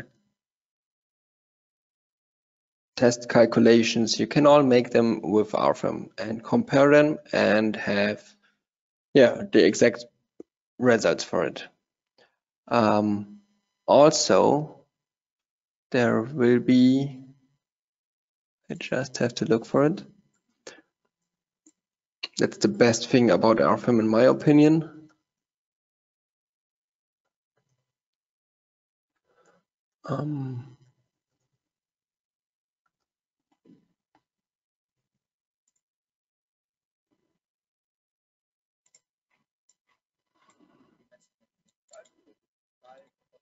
I will just go here. You have also, for example, this is something about reinforced concrete. You have also for every check on every location, you can just go in and get all the equations. So for your test examples, you can just go into the program, make the model, and then you have the check perfectly aligned. You can just check your own calculations, what's different, where you did the mistake, on which step, because in many cases in the tests or the given results of the tests, you only have the end result, right? And with this, you can try to figure out where you did the mistake. And that's new in RFEM 6, and it's really great. So you can just use this in your everyday study. Exactly. So back on the homepage, what we also have is if you do a thesis with RFEM, you will get $150 Amazon Woche. And you will get also, I think, a book, but I'm not sure right now. However, what you will get, and that's way more worth, you will get a 6 months all add-ons version of RFEM, inclusive the service contract. That's way over $50 dollars. You could look up the price right now. I won't show it in here now. Yes. The next three trainings will be more detailed on the design in reinforced concrete, then steel, and then wood or timber. So check them out. There you will find this printout I just showed you, where you can compare your tests better. And okay, that's like all from me. I'm really happy you stayed this long in the end. I mean, it was an up and down today. So my, let's say, honest thanks to all that are still here. In the end, when I close this, there will be just a small survey on how cool you think this training was. Just to be clear, 1 stands for really, really bad, and a 5 stands for it was great. So that's all from us. And then we wish you a nice day and a nice rest of the week. So hope to see you in the next training. Bye-bye.